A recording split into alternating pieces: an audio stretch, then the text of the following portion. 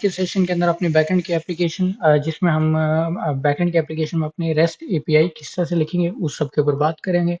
हमें बैकएंड की एप्लीकेशन के अंदर नोड जेएस एनवायरनमेंट चाहिए जो ऑलरेडी हमारे पास इंस्टॉल्ड है और नोड जेएस को यूज करते हुए हम इसको यूज करते हुए अपना एक्सप्रेस को यूज करेंगे। एक्सप्रेस एज ए लाइब्रेरी हमारे पास काम कर रहा होगा और हमें बिल्कुल ही स्क्रैच से व्हील को रीइन्वेंट करने की जरूरत नहीं होगी। हमें मोस्टली सर्वर लिखने के लिए हमारे जो सर्वर की पोर्ट्स को हैंडल करना है, हमें सर्वर की रिक्वेस्ट को हैंडल करना है, सर्वर के एरर्स को हैंडल करना है, इनफैक्ट एपीआई लिखनी है। उस सब के लिए हमारे पास एक्सप्रेस सर्वर बहुत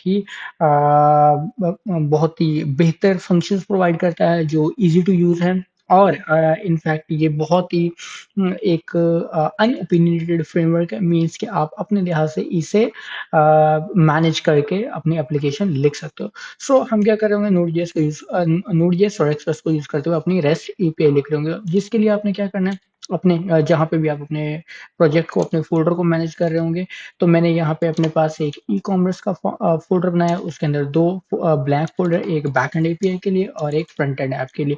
फ्रंट एंड डायरेक्टरी के अंदर क्या करेंगे, आप अपने रिएक्ट ऐप, अपनी फ्रंट एंड ऐप या अपनी नेक्स्ट जेएस की ऐप फिलहाल के लिए रख रहे होंगे और बैकएंड की आप एपीआई यहाँ पे अलग रख रहे होंगे।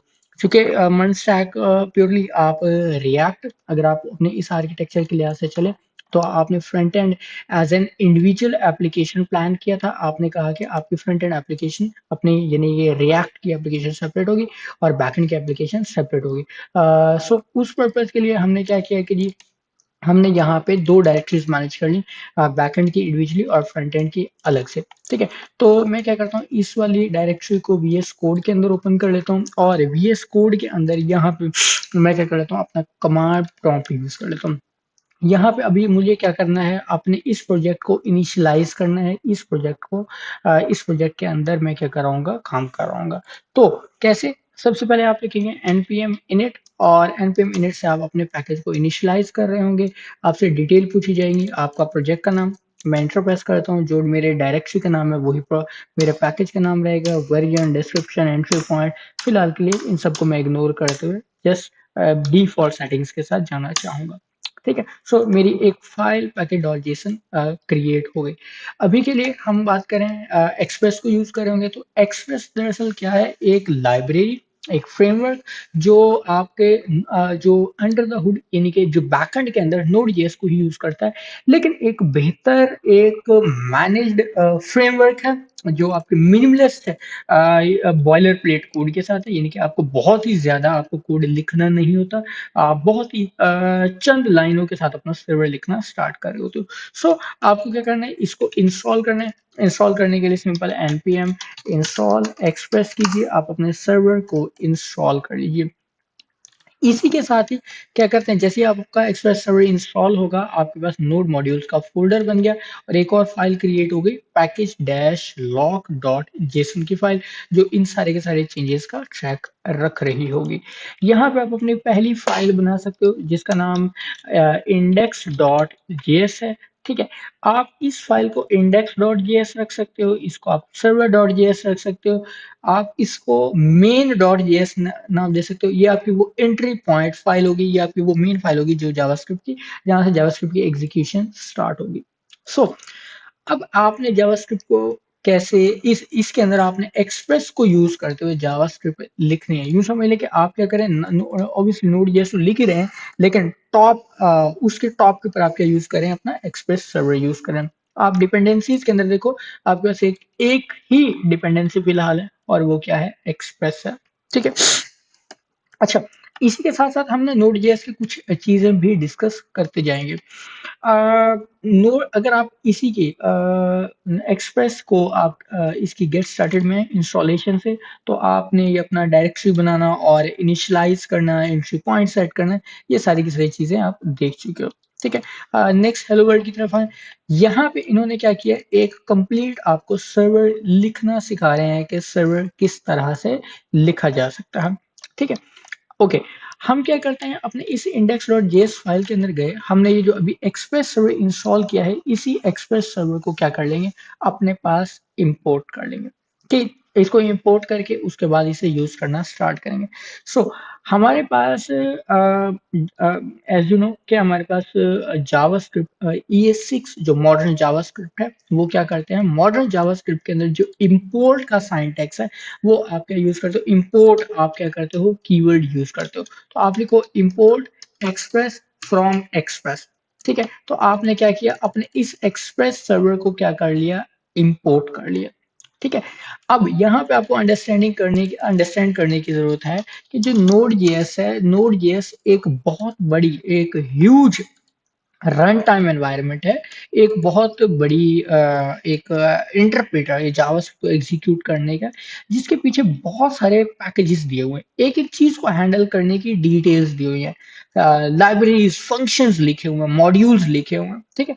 तो यहाँ पे आपके अगर देखें, लाइक जैसे पाथ का मॉड्यूल है, आपको अपने आगे चल के हम देखेंगे कि हाँ, आपको जिस डायरेक्टरी में मौजूद हो वहां पे आपने कोई नया फोल्डर क्रिएट करना है, फाइल क्रिएट करनी है, फाइल कॉपी करनी है, आपने कोई उन चीज़ों को हैंडल करने के लिए आपको लाइब्रेरीज की, आपको फंक्शंस की ज़रूरत है, आपको परमिशंस को हैंडल करना है, प्रोसेस को हैंडल करना है, ठीक है? देन अब ये डेटाबेस एसक्यूएलाइट की चीज़ें हैंडल करनी है, ठीक है? ये एक-एक डिटेल जो आप किसी भी अपनी प्रोग्रामिंग लैंग्वेज में कर सकते हो, उस सब के लिए यहाँ पे डिटेल्स दी हुई हैं, यहाँ पे डिटेल्स मेंशन है, ये डिफरेंट इसके पैकेजेस, इसके फंक्शंस, इसके मॉड्यूल्स हैं, ठीक है? यहाँ पे स्पेसिफिकली ECMAScript के मॉड्यूल्स भी मेंशन है, और यहाँ पे कॉमन जेएस मॉड्यूल मेंशन है।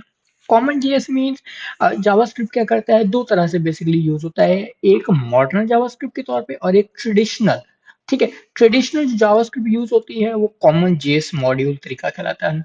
कॉमन जेएस मॉड्यूल का मतलब ये होता है कि आप एक ट्रेडिशनल जावास्क्रिप्ट के पैटर्न के ऊपर लिख रहे हो, ठीक है? जिसके अंदर चंद एक मेजर चेंजेस हैं कि फाइल्स को कैसे इंपोर्ट करना है, फाइल के नाम, उनकी एक्सटेंशंस क्या होंगी, ठीक है?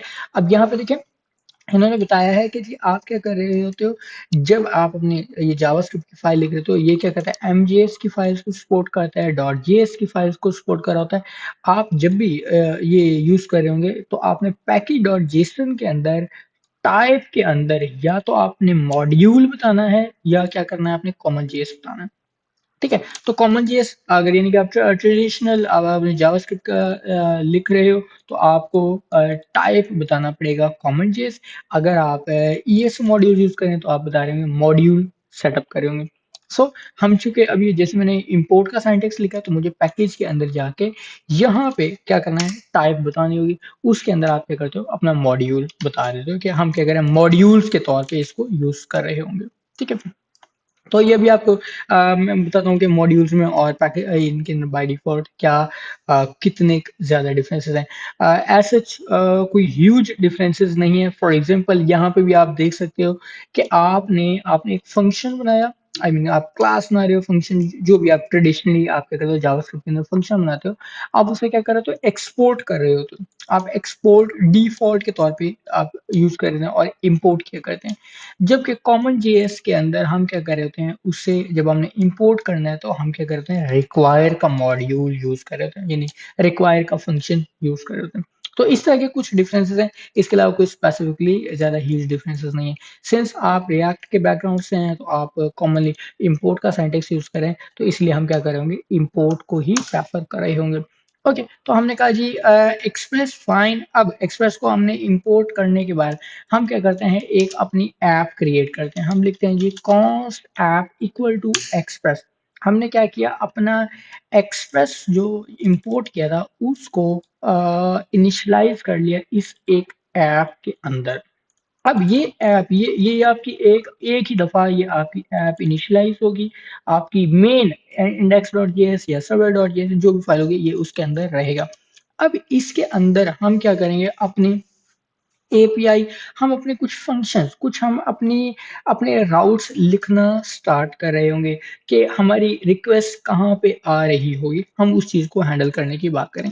सो बहुत ही सिंपल हम लिखते हैं कि जी हम लिखते हैं ऐप डॉट गेट। अब आज के दिन में इस चीज़ की अंडरस्टैंडिंग बनाना ज़रूरी है कि ये क्या चीज़ है। ऐप डॉट गेट, अब ये गेट दरअसल एक फंक्शन है, ठीक है? ये फंक्शन एक स्पेसिफिकली राउट, एक पाथ को इंडिकेट कर रहा है।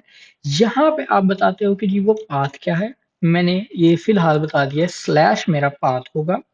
ओके, इसके बाद आप यहाँ पे क्या करते हो, एक फंक्शन पास करते हो। ठीक है, अब वो फंक्शन क्या होगा? So since already you know JavaScript, तो आप यहाँ फंक्शन, चाहे आप एरो फंक्शन बना के पास कर दो या आप अपना ट्रेडिशनल फंक्शन बना के रखें और वो पास करें। ठीक है, हम मॉडर्न जावास्क्रिप्ट यूज करें, so we would like to use arrow function. तो आपने क्या किया, एक एरो फंक्शन क्या किया, लिख लिया। इस एरो फंक्शन ने क्या करने हैं, दो पैरामीटर रिसीव करने, एटलीस्ट क्या करेगी, दो पैरामीटर रिसीव कर रहे होंगे। ठीक है, एक आपका जो पहला पैरामीटर होगा वो होगा रिक्वेस्ट का, और दूसरा क्या होगा, रिस्पॉन्स का। ठीक है, ये इनके निमोनिक से आपने याद रखना है कि ये क्या है। पहला मैंने लिखा है रिक्वेस्ट और दूसरा रिस्पॉन्स। अभी ये आर ई क्यू और आर ई एस कोई कीवर्ड्स नहीं है, जस्ट रिक्वेस्ट को शॉर्ट में हमने आर ई क्यू लिखा और रिस्पॉन्स के लिए आर ई एस। ये चूंकि इंडस्ट्री का स्टैंडर्ड बन चुके हैं, इसलिए हम क्या करते हैं, इन चीजों इसको अडॉप्ट कर रहे होते हैं। ठीक है, तो आपने कहा कि स्लैश, जब आपके पास ये वाला पाथ होगा तो आपके पास दो पैरामीटर ले लिया, आपने कहा रिक्वेस्ट और रिस्पॉन्स। अभी यहाँ पे आप क्या कर सकते हो, आपने आपने कहा जी रिस्पॉन्स डॉट, इसके साथ सिंपल आपने एक फंक्शन कॉल कर लिया सेंड, और आपने कह दिया hello world and that's all. ये आपने एक पाथ, एक एक राउट आपने क्या कर लिया, लिख लिया। अब इस वाली एप्लीकेशन को आप रन कैसे करते हो? If you remember react app, यानी वीट की ऐप, तो वीट की ऐप क्या करती थी, एक स्पेसिफिक पोर्ट के ऊपर एग्जीक्यूट होती थी, एक होस्ट यानी एक आईपी एड्रेस के अगेंस्ट रन हो रही होती थी। ठीक है, लाइक दिस। यहाँ पे मैंने कुछ लिखने की कोशिश की थी, इफ यू रिमेम्बर, कि मेरे पास कोई ना कोई एक आईपी एड्रेस होगा और इसके अगेंस्ट पोर्ट चल रही होगी, उसके अगेंस्ट मेरी मेरी फ्रंट एंड ऐप, मेरी या मेरी बैक एंड की ऐप एग्जीक्यूट हो रही होगी। सिमिलरली हमें इस अपनी एप्लीकेशन को रन करवाना है। तो रन करवाने के लिए बहुत ही आसान है, आपको इसका एक फंक्शन यूज करना है, लिसन ऐप डॉट लिसन। अब ये ऐप डॉट लिसन अगेन क्या करता है, इसके कुछ पैरामीटर्स हैं। इन पैरामीटर्स को आप यहाँ से भी डॉक्यूमेंटेशन से भी पढ़ सकते हो कि जी आपके पास सबसे पहले हम आसान आसान सर से क्या करते हैं जी, पहला इसका जो फंक्शन है वो कहता है जी आपके पास करो पोर्ट नंबर। आप कोई एक पोर्ट नंबर पास करें, उसके बाद आप क्या पास करते हैं जी, एक होस्ट का नाम, वो भी एक स्ट्रिंग होगी। फिर आप ये क्या करते हो, एक फंक्शन यानी as a call back function pass करो अगेन। अब आपको जावास्क्रिप्ट के फंडामेंटल्स की अगेन अंडरस्टैंडिंग होना जरूरी है कि ये इस वाले फंक्शन को हम कॉल बैक फंक्शन भी बोल रहे थे। ठीक है, बाय नेचर ये एरो फंक्शन है, यानी दिखने में ये आपको क्या लग रहा है, एरो फंक्शन, यानी कि फंक्शन को लिखने का तरीका क्या है, वो मॉडर्न जावास्क्रिप्ट का है कि आपने एरो फंक्शन बनाया है। लेकिन इस फंक्शन को आप कॉल बैक फंक्शन बोलते हो। क्यों कॉल बैक फंक्शन बोलते हो? क्योंकि अगर आप आइडियली देखें तो ये जो गेट है ये एक फंक्शन है, लेकिन जब ये फंक्शन कॉल होगा, यानी ऐप के साथ जब ये वाला गेट वाला फंक्शन कॉल होगा, तो ये यहाँ पे मौजूद फंक्शन को, इस वाले फंक्शन को ऑटोमेटिकली कॉल कर लेगा। सो दैट्स व्हाई कि हम इसलिए यहाँ पे इसको बता रहे हैं कि ये कॉल बैक फंक्शन है, ये ऑटोमेटिकली कॉल कर लिया जाएगा कब, जब ये वाली रिक्वेस्ट, ये वाला जो आपका फंक्शन है, ये वाला ट्रिगर गेट फंक्शन ट्रिगर होगा। सिमिलरली जब आप ये लिसन का फंक्शन आपका चलेगा, तो आप यहाँ पे पहले बताते हो कि जी आपको कोई ना कोई पोर्ट नंबर बताना है, so I am just assuming 3000 port. और उसके बाद कहा था हम यहाँ पे कोई ना कोई होस्ट नेम या कोई स्ट्रिंग बताते हैं। मैं यहाँ पे लिख देता हूँ 127.0.0.1, और इसके बाद हमने क्या पास करना है, एक call back function, and it could be obviously as an arrow function. लो जी हमने एक एरो फंक्शन पास कर दिया, और यहाँ पे जस्ट मैंने लिख दिया server is running on port 3000 and that's all. तो मैंने अपनी आज के दिन में एक सिंपलेस्ट अपने एक सर्वर की चंद यानी कि 10 से 12 लाइंस के अंदर मैंने अपनी एक सर्वर की एप्लीकेशन लिखना स्टार्ट की। सो इसको एग्जीक्यूट कैसे करेंगे, तो जैसे जावास्क्रिप्ट को एग्जीक्यूट करते हैं, तो अभी के लिए मैं क्या करूंगा, सिंपल यूज करूंगा नोड और अपनी फाइल का नाम इंडेक्स डॉट जेएस। तो जैसे ही मैंने लिखा नोड इंडेक्स डॉट जेएस, इसने मुझे एरर दे दिया dot slash dB dot JSON. कहाँ पर, आई गेस मेरे पास कुछ इशू है, क्योंकि मैंने यहाँ से फाइल्स कंप्लीटली डिलीट नहीं की थी इस वजह से। तो हम क्या करते हैं, मैं क्या करता हूँ, नोड मॉड्यूल का फोल्डर मैं क्या करता हूँ, डिलीट कर देता हूँ। और इनफैक्ट पैकेज लॉक वाली फाइल भी एक दफ़ा डिलीट कर देता हूँ। ठीक है। और यहाँ पे मैं क्या करता हूँ, चूंकि मेरा ये नोड का पैकेज है, तो जस्ट मैं क्या करता हूँ, npm इंस्टॉल कर लेता हूँ, ताकि मेरे पास सारे के सारे क्या हो जाए, पैकेजेस इंस्टॉल हो जाए। ठीक है। ओके, पैकेजेस मेरे पास इंस्टॉल हो गए, और अब मैं क्या करता हूँ, नोड और अपनी इस फाइल का नाम index.js, इसकी मदद से मैंने अपने क्या कर लिया, इस फाइल को एग्जीक्यूट कर लिया। अब देखो आपके टर्मिनल के ऊपर लिखा हुआ आ रहा है, सर्वर इज रनिंग ऑन 3000। ठीक है। जब भी आपके पास मैसेज आ गया, इट मीन्स कि आपकी एप्लीकेशन चल रही है। अब आपको समझना है किस, मतलब कैसे चल रही है। ठीक है। उस चीज को अंडरस्टैंड करते हैं। हमने कहा था ये मेरा आईपी एड्रेस है और 3000 पोर्ट है, इसके ऊपर मेरी एप्लीकेशन क्या कर रही है, चल रही है। तो आप क्या करें, अपने ब्राउजर के ऊपर जाएं और यहाँ पे आप लिखें 127, और इसके साथ अपने कॉलन के साथ अपनी 3000 वाली पोर्ट इंटर करें। जैसे 3000 पोर्ट इंटर करेंगे, आप देखेंगे हेलो वर्ल्ड। ठीक है। इट मीन्स अगर आपको ये हेलो वर्ल्ड मैसेज मिल रहा है, इसका मतलब है आपकी एप्लीकेशन चल रही है। ठीक है। इस वाले कोड को मैं साइड बाय साइड रख लेता हूँ। ठीक है, चूंकि अभी मुझे इसकी जरूरत फिलहाल पड़ेगी। तो अब ये वाला आपने अंडरस्टैंड करना है कि ये वाला हेलो वर्ल्ड आपको कहाँ से मिल रहा है, इस वाली रिक्वेस्ट से मिल रहा है। ठीक है। ये जो आपने ये वाला राउट जो आपने स्लैश के साथ हिट किया था, इसकी मदद से आपको क्या मिल रहा था, ये वाली रिक्वेस्ट मिल रही थी। अभी आप देखो, आपने यहाँ पे स्लैश कुछ नहीं लिखा हुआ, आपने स्लैश के साथ हिट इंटर किया हुआ है, तो आपको क्या मिल रहा है, हेलो वर्ल्ड का मैसेज मिल रहा है। जी। अच्छा सर, इसमें मेरा क्वेश्चन आ रहा है कि ये जो लिखा हुआ है 127.0.1, हम्म। तो ये तो हमारा लोकल का आईपी है ना। तो जी। अगर हमें अपने लाइव सर्वर के साथ कनेक्ट करना हो तो यहाँ पे लाइव सर्वर की आईपी लिखेंगे, सिर्फ इतने करना पड़ेगा? जी बिल्कुल, या ऑब्वियसली। इसके अलावा कोई अभी और भी अभी चेंजेस और होंगे? अभी अभी मैं बताता हूँ कि क्या क्या चेंजेस आएंगे, अभी अभी इसी को डिस्कस करते हैं। ठीक है। जी। तो हमने क्या किया जी, ये स्लैश के ऊपर हमने अपनी रिक्वेस्ट आई मीन सेंड की, तो मेरे पास क्या है, हेलो वर्ल्ड का मैसेज आ रहा है।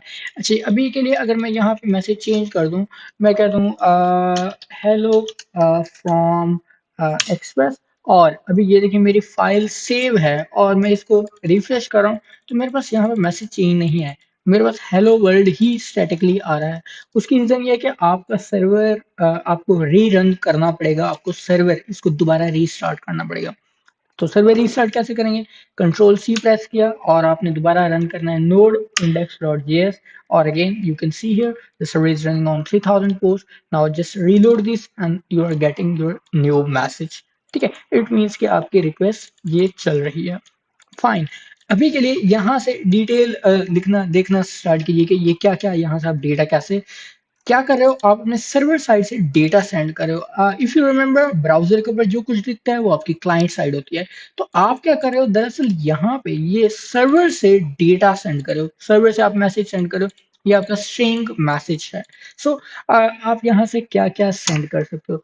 Now here is main important thing, कि आप क्या करते हो, जावास्क्रिप्ट लिख रहे हो, तो आपको क्या लिखना है, आपने लिखा जी let say name equal to I have just dummy variables, और मैंने यहाँ पे कुछ अपना डमी डेटा रख लिया।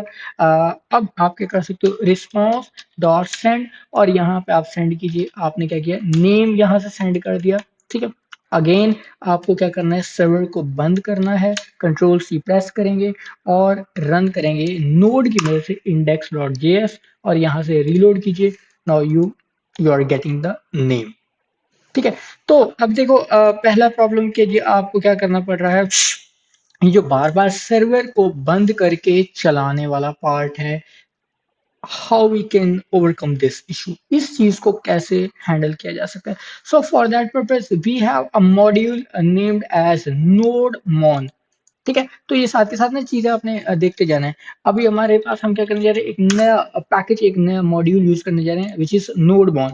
नोडमॉन जो पैकेज है, ये आपका डेवलपमेंट की as an development dependency use होता है, यानी कि ड्यूरिंग द डेवलपमेंट आप इस चीज को यूज कर रहे हो, तो प्रोडक्शन के ऊपर आप इसे यूज नहीं करते। ठीक है। क्योंकि प्रोडक्शन के ऊपर आप अपना सर्वर नोड की मदद से ही रन कर रहे होंगे। तो आपने क्या करना है, इस नोड मोन को आप या तो ग्लोबली इंस्टॉल कर लोगे या as a dev dependency install करोगे। ठीक है, npm install dash dash save dash dev means कि ये वाला पार्ट, ये वाली डिपेंडेंसी जो है, ये वाली जो लाइब्रेरी है, सिर्फ डेवलपमेंट की हद तक इंस्टॉल होगी। मैंने इसको कंट्रोल सी प्रेस करके इसको क्लोज कर दिया। और अब मैं क्या करने जा रहा हूँ, मैं कहा जी इस नोड मोन को as a dev dependency install कर लो। ठीक है जी। वापस आए पैकेट डॉट जेसन के अंदर, और यहाँ पे देखिए कि आपके पास डेव डिपेंडेंसीज के अंदर नोड मॉन भी आ चुका है।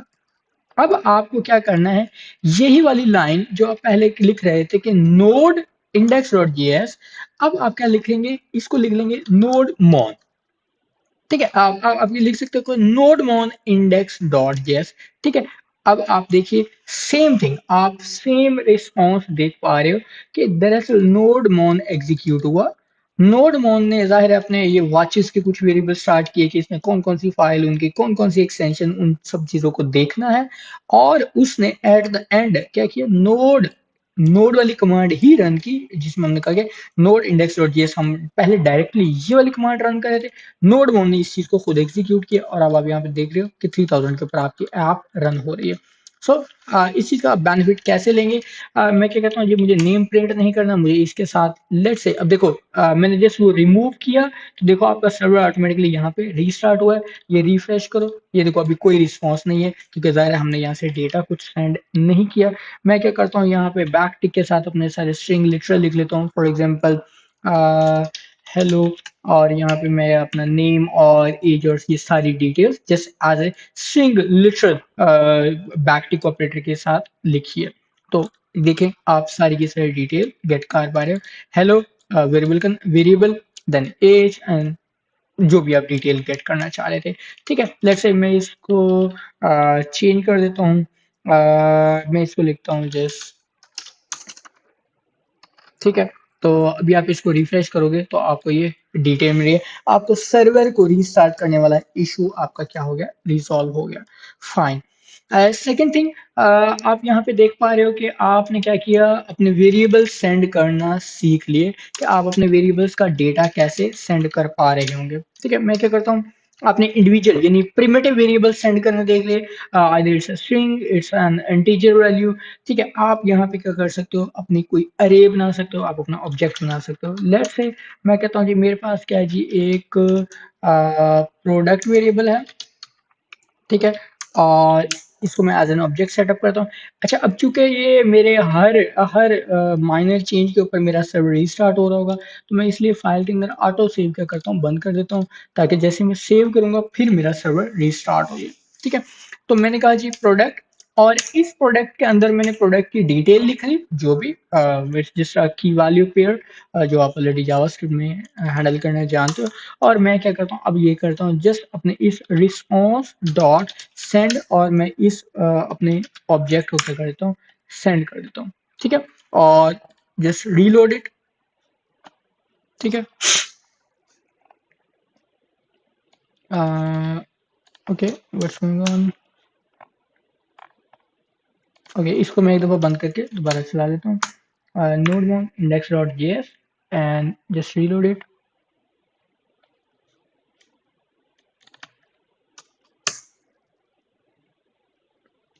हाँ सॉरी, ये देखें, इंडेक्स डॉट जेएस मेरी फाइल सेव नहीं है, तो ये ख्याल रखना है। ठीक है, इंडेक्स डॉट जेएस वाली मेरी फाइल सेव नहीं है, इस वजह से वो ये लो सेव किया।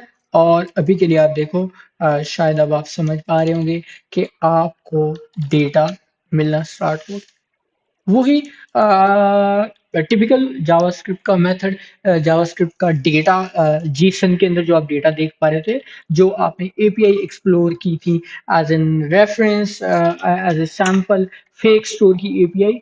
तो अभी के लिए अगर मैं यहाँ से ये data as a static data मैं उठाऊं यहाँ से, कि ये मेरी एक प्रोडक्ट है, और यहाँ पे मैं अपना ये वाला वेरिएबल रख दूं, और मैं सेव करूं और यहाँ से रीलोड करूं, now you can see here the data कि मैंने क्या कर लिया, जावास्क्रिप्ट का एक वेरिएबल क्या करना, सेंड करना भी सीख लिया। एक और important details, not necessarily it should be inside your this function. You can place this data before and after these functions also. For example, अभी के लिए मैं क्या करता हूँ, इसको यहाँ पे मैं एक और राउट बना लेता हूँ। मैं लिखता हूँ जी app डॉट गेट, और मैं यहाँ पे लिखता हूँ जी स्लैश, और मैं यहाँ पे लिखता हूँ अगेन मेरे पास एरो फंक्शन, और एरो फंक्शन के साथ मुझे क्या करना है जी, मुझे लिखना है रिक्वेस्ट कॉमा रिस्पॉन्स, और मैं यहाँ पे सिंपल एक ही लिखता हूँ hello world, hello from express. और इस वाले को राउट को अभी के लिए मैं लिखता हूँ प्रोडक्ट्स लिख देता हूँ, स्लैश प्रोडक्ट्स मैंने लिख दिया। ठीक है, लो जी अभी के लिए मैंने सेव किया, और अब आपने गौर से लिखना है, रिफ्रेश कीजिए, तो ये क्या हो रहा है, hello from express, that means you are getting this route. और अभी के लिए आप यहाँ पे लिखिए slash products, and now you can see here you are getting this data, और ये डेटा कहाँ से आ रहा है आपका, इस वाले फंक्शन से आ रहा है। ठीक है, so you are getting these details. More precisely हम क्या करते हैं, इसको एज एन अरे बना लेते हैं। मैंने कहा जी प्रोडक्ट्स, और ये मेरे पास क्या है, एक अरे है, और इस अरे के अंदर मैंने ये एक डेटा, और इसके बाद में कुछ और अपना सैम्पल डेटा सेटअप कर लेता हूँ फिलहाल के लिए, बल्कि यही ठीक है। और अब मैं क्या करता हूँ, यहाँ से क्या करता हूँ, प्रोडक्ट्स सेंड करवा देता हूँ। तो बजाय ये कि मैंने क्या किया यहाँ पे, एक ऑब्जेक्ट सेंड करवाने के, मैंने क्या कर दी, एक अरे सेंड करवा दी। मैं वही चीज एज ए वेरिएबल भी रख लेता हूँ कि कमेंट कर दूं, ताकि आपको पता हो ये मेरी एक सिंगल प्रोडक्ट थी। ठीक है, इसको मैंने कमेंट कर दिया, एक सिंगल प्रोडक्ट थी, ये मेरी कमेंट हो गई। और अभी के लिए मैं क्या कर रहा हूँ, यहाँ से अरे सेंड करवा रहा हूँ। लीजिए रिफ्रेश कीजिए, now you can see here the details कि आप स्लैश प्रोडक्ट्स के साथ क्या गेट कर रहे हो, प्रोडक्ट्स गेट कर रहे हो, एज एन एक अरे रिसीव करे, और अरे के अंदर क्या है, ऑब्जेक्ट्स हैं। ठीक है जी, ओके। तो हमने क्या किया जी, एक स्लैश राउट प्रोडक्ट्स लिख लिया। हम यहाँ पे एक और राउट लिख लेते हैं, मैं कहता हूँ जी ऐप डॉट गेट, और इसी के साथ लिख देता हूँ स्लैश और कैटेगरीज, और यहाँ पे मैं क्या करता हूँ, अपना एक एरो फंक्शन। ठीक है जी, और लीजिए मेरा एरो फंक्शन कंप्लीट हो गया। और इसके अंदर मैं क्या करता हूँ, एक स्टैटिक कैटेगरीज की एक अरे बना लेता हूँ। ठीक है जी, और इस कैटेगरीज की अरे के अंदर क्या करता हूँ, अगेन ऑब्जेक्ट्स, और लेट्स से कि जी टाइटल, और उसके अंदर कोई भी हम इलेक्ट्रॉनिक्स। ठीक है, देन इसके अंदर मैं की रख लेता हूँ आईडी, फाइन, और मैं इसके साथ रखता हूँ जी इज एक्टिव। ठीक है जी, ट्रू। ठीक है जी, इसके अंदर लेट्स से जी मैं प्रोडक्ट्स रखवाना चाह रहा हूँ, तो कुछ इस तरह से कुछ जो भी डिटेल रखवाना चाहें वो आप रखवा सकते हैं, जस्ट एज ए सिंपल फिलहाल वेरिएबल सेटअप कर रहा हूँ। ठीक है जी, ये एक कैटेगरी थी, मैं इसी के अंदर एक और कैटेगरी सेटअप कर देता हूँ, 2 3, then it could be cosmetics. ठीक है, एंड एनीथिंग। ओके जी, ये मेरी क्या हो गई, एक अरे सेटअप हो गई। अब मैं इस अरे को कैसे सेंड करूंगा, सेम वे मैंने कहा जी लो जी सेंड कीजिए, सर्वर रीस्टार्ट, जस्ट मैं कंट्रोल एस किया और मेरा सर्वर रीस्टार्ट हो गया। अब मैं क्या कर सकता हूँ, स्लैश के साथ हिट करें, आपको हेलो वर्ल्ड का मैसेज मिलना स्टार्ट हो गया। And now you have different routes, अगर आप लिखिए कैटेगरीज, तो आपके पास कैटेगरीज का डेटा मिल रहा है। और अगर आप सॉरी अगर आप यहाँ पे लिखें जी प्रोडक्ट्स का, तो आपके पास प्रोडक्ट्स का डेटा मिल रहा है। So you can set multiple routes here. ठीक है, अगेन आप सारे के सारे अपने राउट्स यहाँ पे सेटअप कर सकते हो। ठीक है, ओके। अभी इसको थोड़ा सा मजीद बेहतर बनाते हैं। एक तो ये कि जी ऐप डॉट सेंड का फंक्शन आप क्या करते हो जी, यहाँ पे कैटेगरीज के हिसाब से आप अपने जो भी वेरिएबल है यहाँ पे अपना डेटा सेंड कर सकते हो। It's just primitive variable either, आपके पास यहाँ पे कोई आपके अरे है, ऑब्जेक्ट है, कुछ भी आप यहाँ से डेटा सेंड करवा सकते हो। We have a better function. हम चूंकि क्या सेंड करें, नॉर्मली यहाँ से जेसन सेंड करवाते हैं, तो हमारे पास रिस्पॉन्स के साथ जेसन फंक्शन है। ठीक है, ये क्या करेगा, इस वाले सारे डेटा को ऑटोमेटिकली क्या करेगा, एज ए जेसन ट्रीट कर रहा होगा। अब बज़ाहिर आपको इसमें कोई डिफरेंस फील नहीं होगा, लेकिन सेंड का मतलब ये है कि आप यहाँ से स्ट्रिंग सेंड कर सकते हो, यहाँ से आप कोई भी डिटेल आप अरे ऑब्जेक्ट कुछ भी सेंड कर सकते हो, लेकिन जेसन का मतलब ये है कि आपको वैलिड जेसन ही सेंड करना है। ठीक है, और इसके बेनिफिट और मजीद क्या हो सकते हैं अभी बताता हूँ। इफ यू रिमेंबर, आप ये क्या कर रहे हो, अपनी एक एपीआई लिख रहे हो। ठीक है, तो एपीआई के ऊपर जब भी बात करोगे तो एपीआई के साथ स्टेटस कोड लाजमी मेंशन किए जाते हैं। हमने कहा था कि हम क्या करेंगे, अपने पास यहाँ पे एक एपीआई लिखेंगे, and more precisely it would be a REST API. And the REST API means when you are gonna send a request to the server will execute your request like this, कि जी आपने slash categories की request send की है, तो इसके अंदर जो भी आपने लॉजिक लिखा, जो भी फंक्शन लिखा, उसको एग्जीक्यूट किया जाएगा। And the data with and the data या रिस्पॉन्स जो भी होगा, वो आपका स्टेटस कोड के साथ सेंड किया जाएगा। स्टेटस कोड क्या करते हैं, स्टेटस कोड इंडिकेट कर देते हैं कि आपका सर्वर का रिस्पॉन्स क्या है।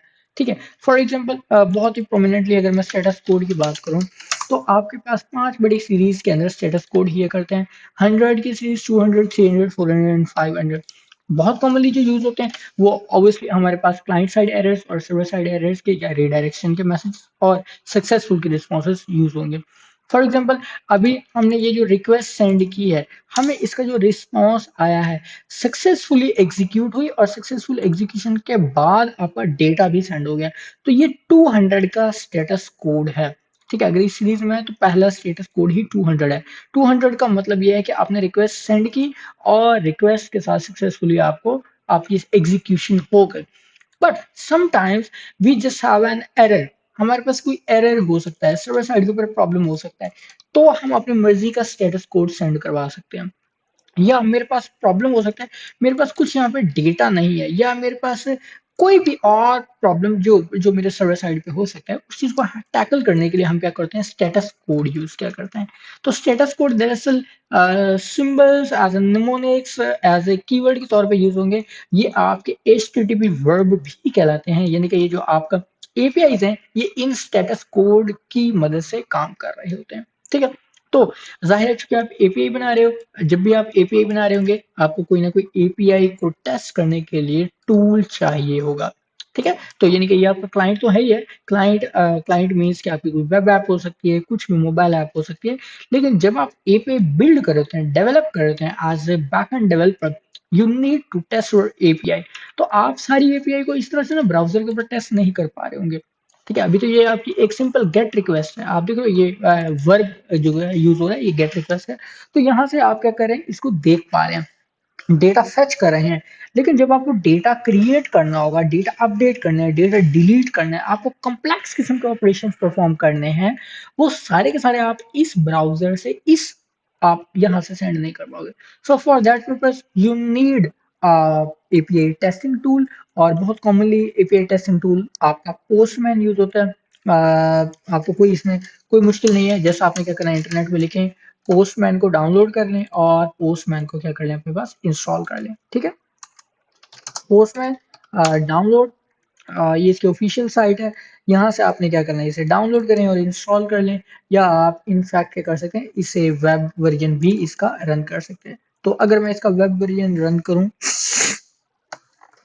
और इनफैक्ट मैं बगैर लॉगिन के नहीं कर सकता। हाँ, मुझे लॉगिन करना पड़ेगा।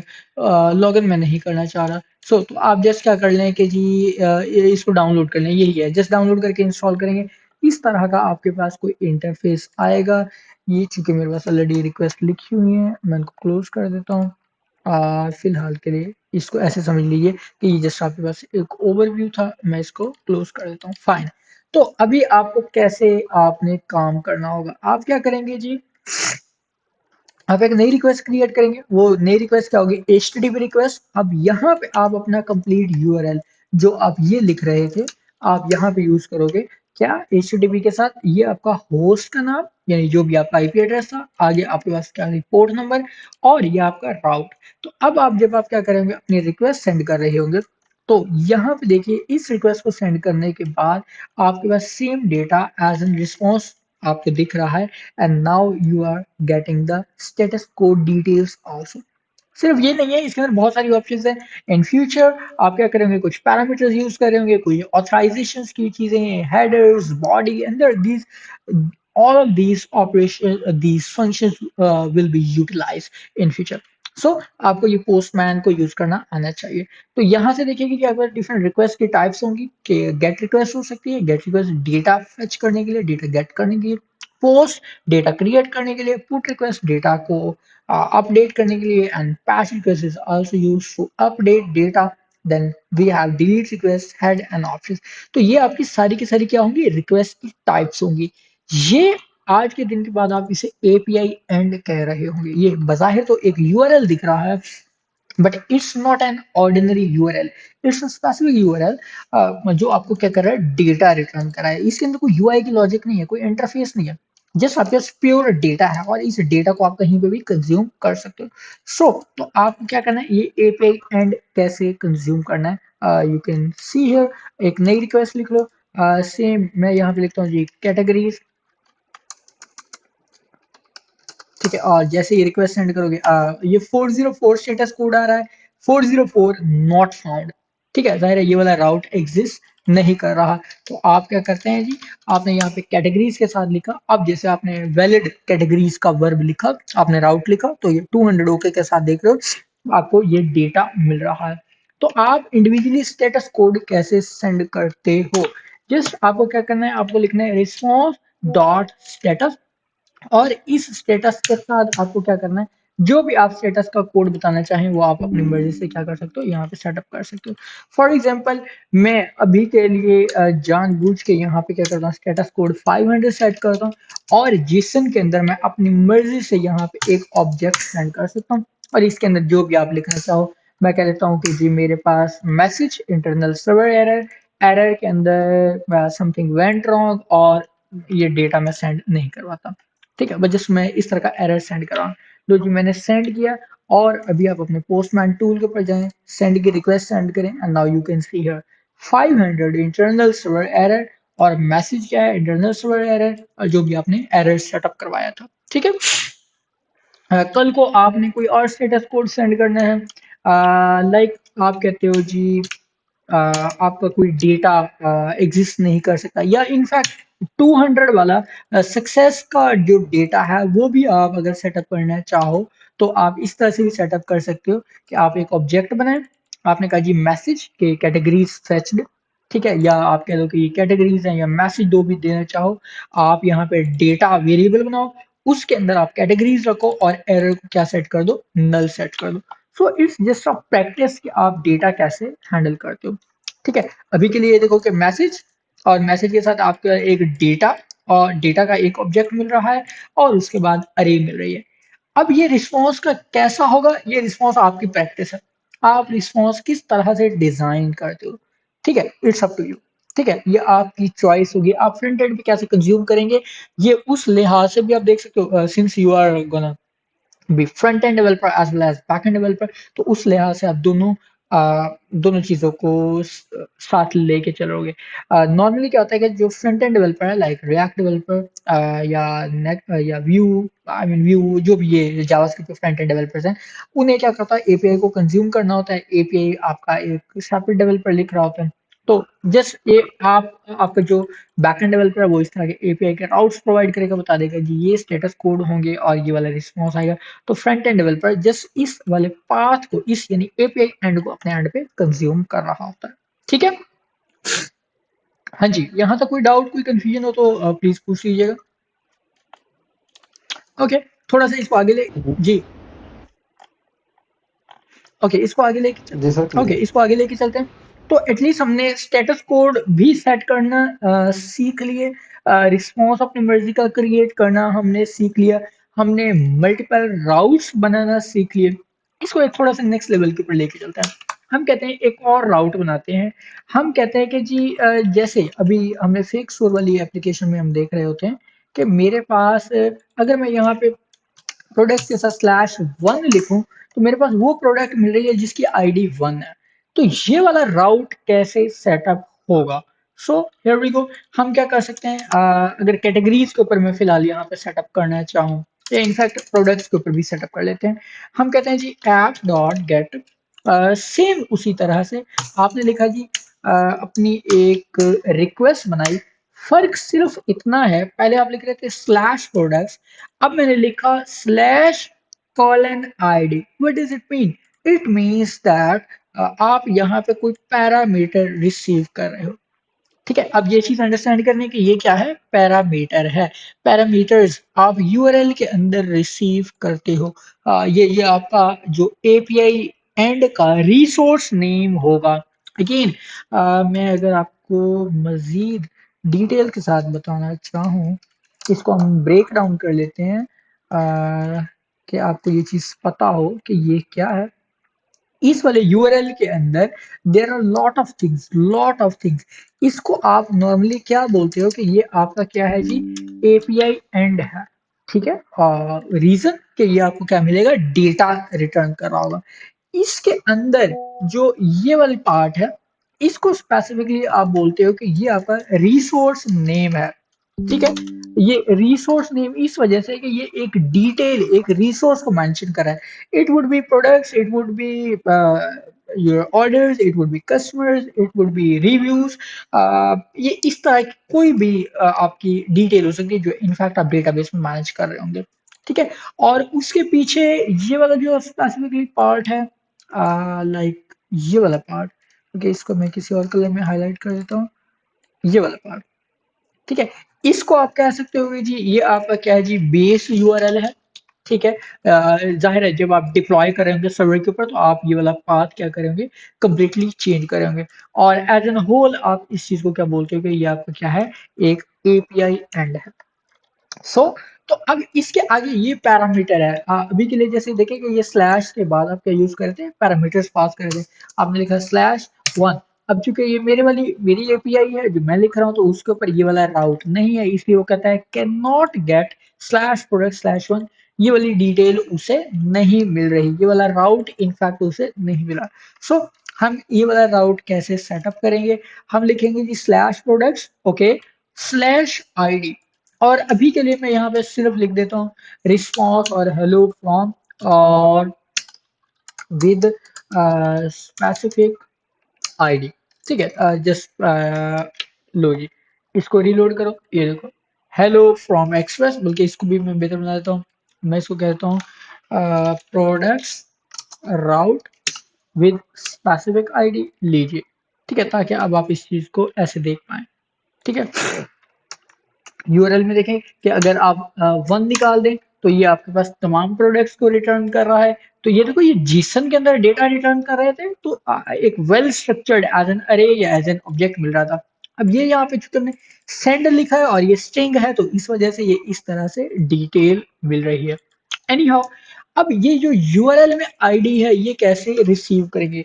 इस चीज को आप यहाँ पे भी टेस्ट कर सकते हो। मैं एक नई रिक्वेस्ट बनाता हूँ और मैं यहाँ पे लिखता हूँ प्रोडक्ट्स और यहाँ पे लिखता हूँ स्लैश वन, और मैंने हिट किया तो ये देखो 200 ओके, और products route with specific ID, ये वो वाला HTML मैसेज मुझे मिल रहा है क्योंकि ये स्ट्रिंग थी। तो मुझे क्या करना है? मुझे पहले तो ये वाली आईडी यूआरएल में से कैसे निकालनी है एज एन पैरामीटर, ये कैसे निकालना है? बहुत ही आसान चीज है। आप यहाँ पे लिखो let id equal to request dot params dot id। ठीक है, पैरामीटर्स, क्योंकि मैंने कहा कि ये पैरामीटर्स है, तो अभी ये देखो, ये जो आर ई क्यू पहला वेरिएबल था, रिक्वेस्ट का वेरिएबल था, आज के दिन में हमने इस रिक्वेस्ट वाले पैरामीटर को भी यूज करना स्टार्ट कर दिया। तो हमने कहा जी इस रिक्वेस्ट में से क्या करो? पैरामीटर्स निकालो, और पैरामीटर्स में से स्पेसिफिकली मुझे क्या कर दो? ये वाला आईडी वाला रिटर्न करवा दो। तो ये मैंने आईडी उठाया, और अभी के लिए मैं इसको तोड़ देता हूँ, मुझे नहीं चाहिए। मैं कहता हूँ जी रिस्पॉन्स डॉट जेसन, और जेसन के अंदर फिलहाल में एक एक आईडी, और मैं आईडी पास कर देता हूँ। और टाइटल के अंदर जस्ट मैं ये मैंने फिलहाल के लिए ये स्टैटिक टाइटल मैंने पास कर दिया। ठीक है, या मैं टाइटल के अंदर लिख देता हूँ बस टाइटल के अंदर समथिंग। ठीक है, जस्ट फॉर स्टैटिक।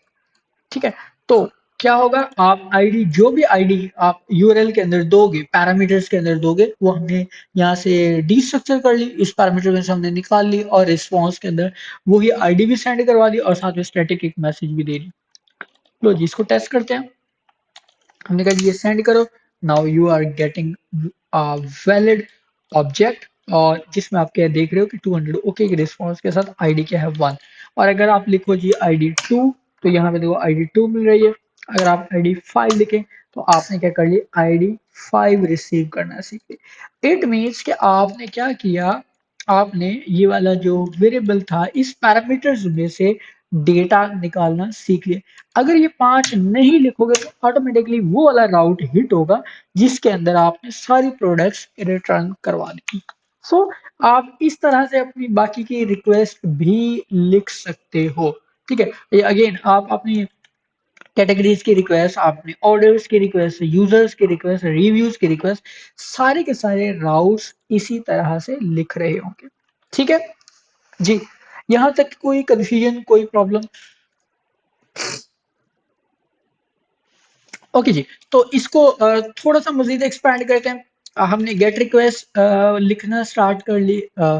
इसी के साथ ही अगर मैं डिलीट की रिक्वेस्ट बनाना चाहूँ, बहुत ही आसान होगी। मेरे पास ऐप डॉट, मेरे पास डिलीट का वर्ब है।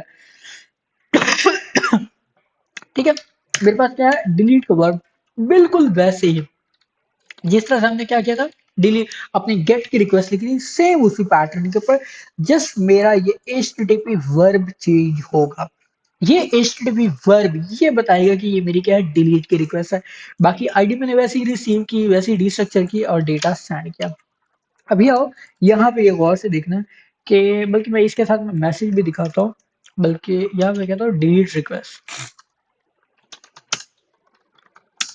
ठीक है, ताकि जस्ट आप यहाँ पे इस चीज को देख सकें।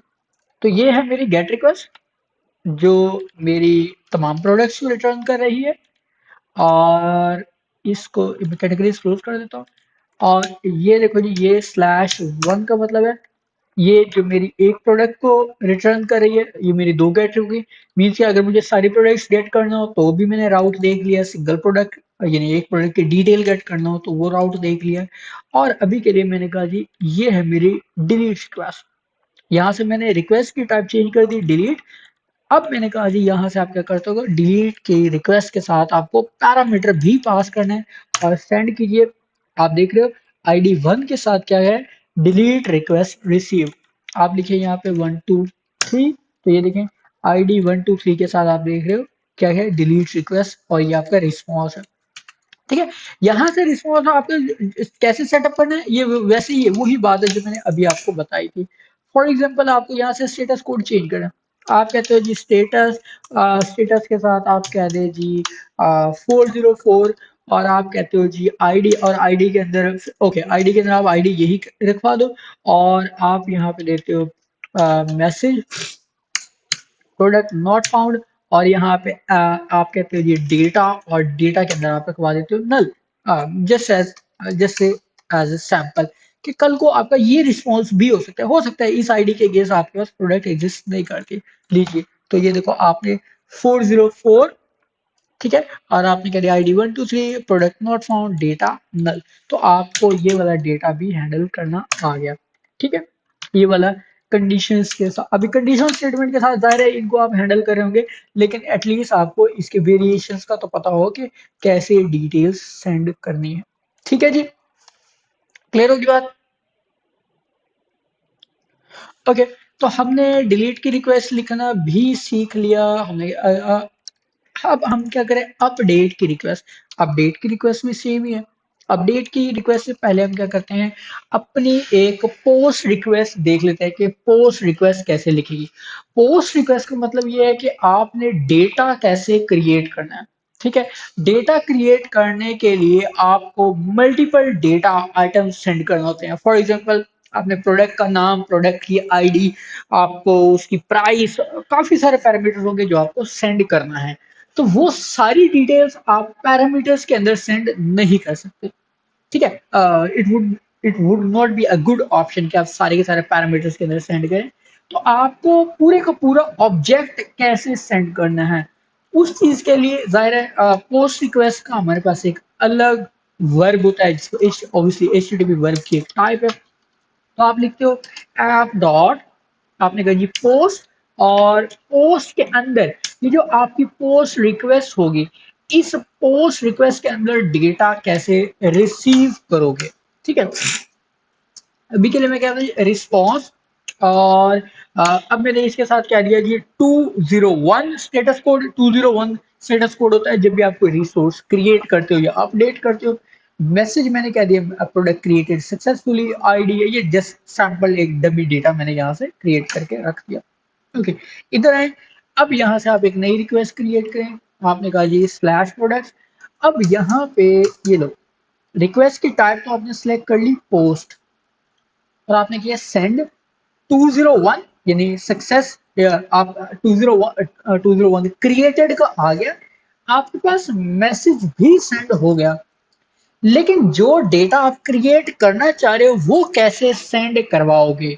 मैंने कहा पैरामीटर्स में सेंड नहीं करवाएंगे, बिकॉज बिकॉज प्रोडक्ट्स की काफी सारी डिटेल्स हो सकती हैं। इमेजिन कर लीजिए यू हैव अ फॉर्म जिसके अंदर there are many many options, product title, then pricing, then rating, it could be thumbnail, image और एनीथिंग एल्स, कोई डिस्क्रिप्शन हो सके, वो सारी डिटेल्स पैरामीटर में सेंड हो सके। So how we will send that data, body के अंदर आपको वो डेटा पास करना है, और बॉडी के अंदर again you have lot of option.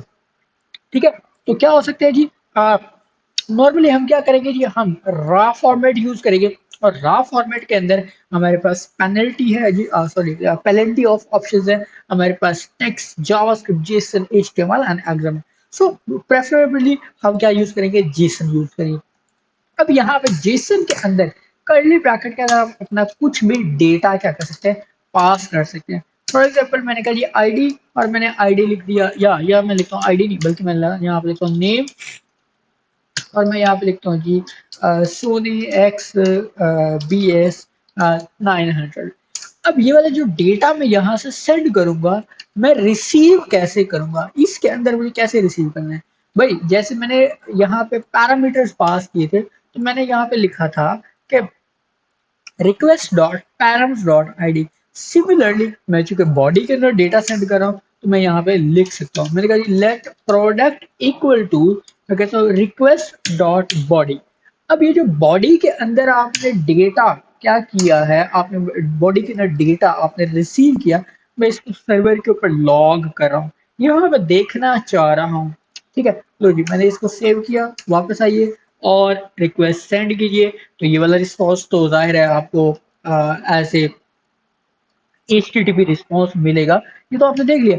लेकिन सर्वर के ऊपर अगर आप देखें, सर्वर के टर्मिनल के ऊपर अनडिफाइंड आ रहा है। ठीक है, अनडिफाइंड क्यों आ रहा है, अनडिफाइंड बेसिकली इस वजह से आ रहा है कि बॉडी में से जब आप डेटा रिसीव करना चाह रहे होते हो, तो आपको एक मिडलवेयर सेटअप करना है। आपको इस बॉडी में से डेटा निकालने के लिए दरमियान में उस डेटा को पार्स करना है। तो उसके लिए हम क्या करते हैं, ये जो एक्सप्रेस हम यूज कर रहे थे, इसके साथ हम अपनी मिडलवेयर सेटअप कर सकते हैं। हम कहते हैं जी ऐप डॉट यूज, और हमने एज इट इज बता दिया, आप जैसे देख पा रहे हो, मैंने कहा जी एक्सप्रेस ये वाला डॉट जेसन, और बस सिर्फ एक सिंगल लाइन आपने सेटअप की है। ये आपको मिडलवेयर है कि आप अपने जेसन का जो बॉडी का डेटा है उसे पार्स करेंगे, और मैंने कोई चेंज नहीं किया, यहाँ से सेंड किया 201, ये आपका response you can see here. और यहाँ पे देखो, अब आप सर्वर के ऊपर देख पा रहे हो जो भी आपने डेटा सेंड किया। यहाँ पे अगर मैं इसी के साथ सेंड लिख दूँ आईडी, मैं लिखता हूँ जी आईडी और लाइक समथिंग। ठीक है, और मैंने ये सेंड किया, तो ये देखो अभी आपको यहाँ पे आईडी भी मिल रही है, एक वैलिड जावास्क्रिप्ट का ऑब्जेक्ट मिल रहा है। ठीक है, तो हमने क्या किया जी, बॉडी में से डेटा फेच करना भी देख लिया। दो चीजें, बॉडी में से डेटा पास कैसे करना है फ्रॉम योर पोस्टमैन, आप क्या करेंगे, बॉडी के ये जो बॉडी टैब है, टेस्टिंग के दौरान आप बॉडी में से डेटा पास करेंगे, आप रॉ फॉर्मेट में एज ए जेसन पास करेंगे, और उसको हमने जेसन के तौर पे पार्स करके रिसीव कर लिया। देन हमने सर्वर पे लॉग कर लिया, और अगर यहाँ पे आप रिटर्न करवाना चाहें तो यहाँ से भी रिटर्न करवा सकते हो। फॉर एग्जांपल मैंने यहाँ पे लिख दिया प्रोडक्ट, ठीक है। तो अभी के लिए क्या होगा, जो डेटा आप बॉडी में पास कर रहे थे यहाँ पे भी वही डेटा रिटर्न होगा। सेंड किया तो ये देखो, जो आपने डेटा यहाँ से सेंड किया है वही रिस्पॉन्स में, ये रिक्वेस्ट है, ये रिक्वेस्ट सेंड कर रहे हो, ये उसका, जब रिक्वेस्ट सेंड करते हो तो आप डेटा क्या पास करोगे ये वो चीज है, और ये रिस्पॉन्स आ रहा है। ठीक है जी। हमने अपनी पोस्ट रिक्वेस्ट भी देख ली। ओके, आखिरी रिक्वेस्ट क्या है जी, डेटा अपडेट कैसे करेंगे। अपडेट रिक्वेस्ट जो है वो बहुत ही सिंपल है, वो आप गेट रिक्वेस्ट और आपकी पोस्ट रिक्वेस्ट का कॉम्बिनेशन होती है, और बस इतनी सी बात। लो जी, इसके अंदर आप अपना सैंपल का जो भी डिटेल मैसेज करना चाहो, मैंने कहा जी ये आईडी है, यूआरएल में से आईडी उठा लो, और अगर बॉडी में से कोई डेटा उठाना हो तो बॉडी में से इकट्ठा डेटा भी उठा सकते हो। आपने ये वाला रिस्पॉन्स सेंड करवा दिया। अभी के लिए एक नई रिक्वेस्ट को टेस्ट कर लो। लो जी, आपने यहाँ पे लिखा इसकी पोस्ट पुट रिक्वेस्ट, याद रखना ये वर्ब मैंने क्या यूज किया, पुट रिक्वेस्ट। पुट यूज करें तो इसलिए यहाँ से पुट रिक्वेस्ट सेंड करोगे। अब आईडी आपको यहाँ पे सेंड करना पड़ेगी, क्यों, क्योंकि यहाँ पे आपने आईडी रिसीव की। अगर आईडी रिसीव नहीं करो, सेंड नहीं करते, तो ये एरर आएगा 404 कि भाई ये वाला तो राउट है ही नहीं, ये वाली रिक्वेस्ट पुट है ही नहीं। आप यहाँ से 11 आपने आईडी सेंड की, और जैसे आपने सेंड किया तो प्रोडक्ट अपडेटेड सक्सेसफुली, और एरर नल आ रहा है। ठीक है। और अगर यहाँ पे डेटा, डेटा प्रोडक्ट, प्रोडक्ट आपके पास अनडिफाइंड आ रहा है, क्यों, क्योंकि यहाँ से बॉडी के अंदर आपने डेटा सेंड नहीं किया। ठीक है। तो ये मैं जेसन में डेटा, यहाँ से मैं ऐसे ही मैं लिख देता हूँ टाइटल, और यहाँ पे लिख देते हैं जी एयरपॉड्स, और यहाँ से सेंड कीजिए तो ये देखो टाइटल एयरपॉड्स आपको डेटा मिल गया। सो हमने अपनी एपीआई की जो मेरी रिक्वेस्ट होंगी, एपीआई के अंदर जो मेरे राउट्स होंगे वो मैंने सेटअप करना देख लिया। ठीक है जी। यहाँ तक अगर किसी को कोई डाउट, कोई कंफ्यूजन है तो वो प्लीज पूछ लें। आपकी जितनी भी रिक्वेस्ट बनेगी वो हमेशा इसी पैटर्न के ऊपर बनेगी। मैंने प्रोडक्ट्स के हवाले से 4-5 किस्म के राउट्स जो नेसेसरली हुआ करते हैं मैंने सारे सेटअप करना बता दिए। अभी आप गेट के लिहाज से भी अपने क्या कर सकते हो, अपने राउट्स सेटअप कर सकते हो। इस ऐप के हवाले से कुछ चीज़ें जो मज़ीद बेहतर होना ज़रूरी हैं वो ये है कि आपके ये वेरिएबल्स आप इनको सेपरेट वेरिएबल्स सेटअप कर सकते हो। फॉर एग्जांपल मैं कहता हूँ यहाँ पे कॉस ओल्ट इक्वल टू 5000, ठीक है। और मैं यहाँ पे वेरिएबल सेट कर देता हूँ cause host equal to let's say local host, ठीक है। और अब मैं यहाँ पे ये स्टैटिक वेरिएबल पास करने के स्टैटिक वैल्यूज पास करने हैं, मैं यहाँ पे अपने ये वाले वेरिएबल पास कर दूंगा। So it would be a good option. लो जी, मैंने कहा जी पोर्ट, और यहाँ पे आप लिख दें जी होस्ट। और यहाँ पे भी, यहाँ पे बजाय इस तरह का मैसेज देने के आप अपनी बैक टिक के साथ क्या कर सकते हो, प्रॉपर अपना एक यूआरएल सेटअप कर सकते हो। It's not a special thing. जिसमें मैंने क्या किया, एक स्ट्रिंग कंकैटिनेट किया है। मैंने कहा जी सर्वर इज रनिंग ऑन और http:// होस्ट और आगे पोर्ट, ठीक है। अब इसको आप सेव कीजिए तो अब देखो आपका सर्वर इज रनिंग ऑन, और प्रॉपर आपके पास एक यूआरएल बन रहा है। जब आप इसको क्लिक करोगे तो आपके पास ऑब्वियसली ये देखो इस तरह से, ये देखो 5000 पोर्ट के ऊपर ये ऑटोमेटिकली अब आपकी एप्लीकेशन चल रही है। अब अगर आप ये, जाहिर है यहाँ पे इसको सेंड करोगे तो ये error connection failed, error connection refuse, इस तरह का एरर देगा। क्यों, क्योंकि ये 3000 पोर्ट पे रिक्वेस्ट सेंड करे हो, जबकि मेरा सर्वर इस वक्त किसके ऊपर चल रहा है, 5000 पोर्ट के ऊपर चल रहा है। सो वंस अगेन मैं इसे 3000 के ऊपर स्टार्ट कर लेता हूँ। लो जी, तो ये 3000 के ऊपर, अब क्यों, अब ये एरर इस वजह से दे रहा है कि मैं यहाँ पे क्या कह रहा हूँ 127 मैं आईपी एड्रेस लिख रहा हूँ, जबकि यहाँ पे मैंने क्या लिखा हुआ है, लोकल होस्ट लिखा हुआ है। तो ये भी इश्यू होता है। इसको आप जाहिर है आप इसी तरह से लिख लो, या यूआरएल के अंदर हो लोकल होस्ट लिखो, तब जाके आप इसको एग्जीक्यूट कर पाओगे। ठीक है जी, क्लियर होगी बात। Okay, okay. इसके साथ कुछ मजीद चीजें जो बेहतर हो सकती हैं, जैसे हम इस सर्वर को हमने नोड मोन की वजह से स्टार्ट करना तो देख लिया। अ, हम इसको इस एप्लीकेशन को कैसे एग्जीक्यूट करेंगे? देखो जैसे आप क्या करते थे, जैसे आप अपने पास डेवलपमेंट सर्वर आप अपना रन करते हो, तो आप क्या करते हो, यहाँ पे अपने पास स्क्रिप्ट सेटअप कर सकते हो। स्क्रिप्ट कैसे सेटअप कर सकते हो? ये स्क्रिप्ट यहाँ पे आप अपनी कमांड बना सकते हो। कैसे? अ, अगर मैं चाहूँ, अगर मैं कहूँ कि मुझे डेव कमांड सेट करनी है, डेव यानी कि npm रन डेव, तो मैं यहाँ पे सेटअप करता हूँ कि क्या करो, नोड मोन, और नोड मोन के अंदर मैं कहता हूँ जी आप क्या करो, इधर ही इंडेक्स डॉट जेएस एग्जीक्यूट करवा दो।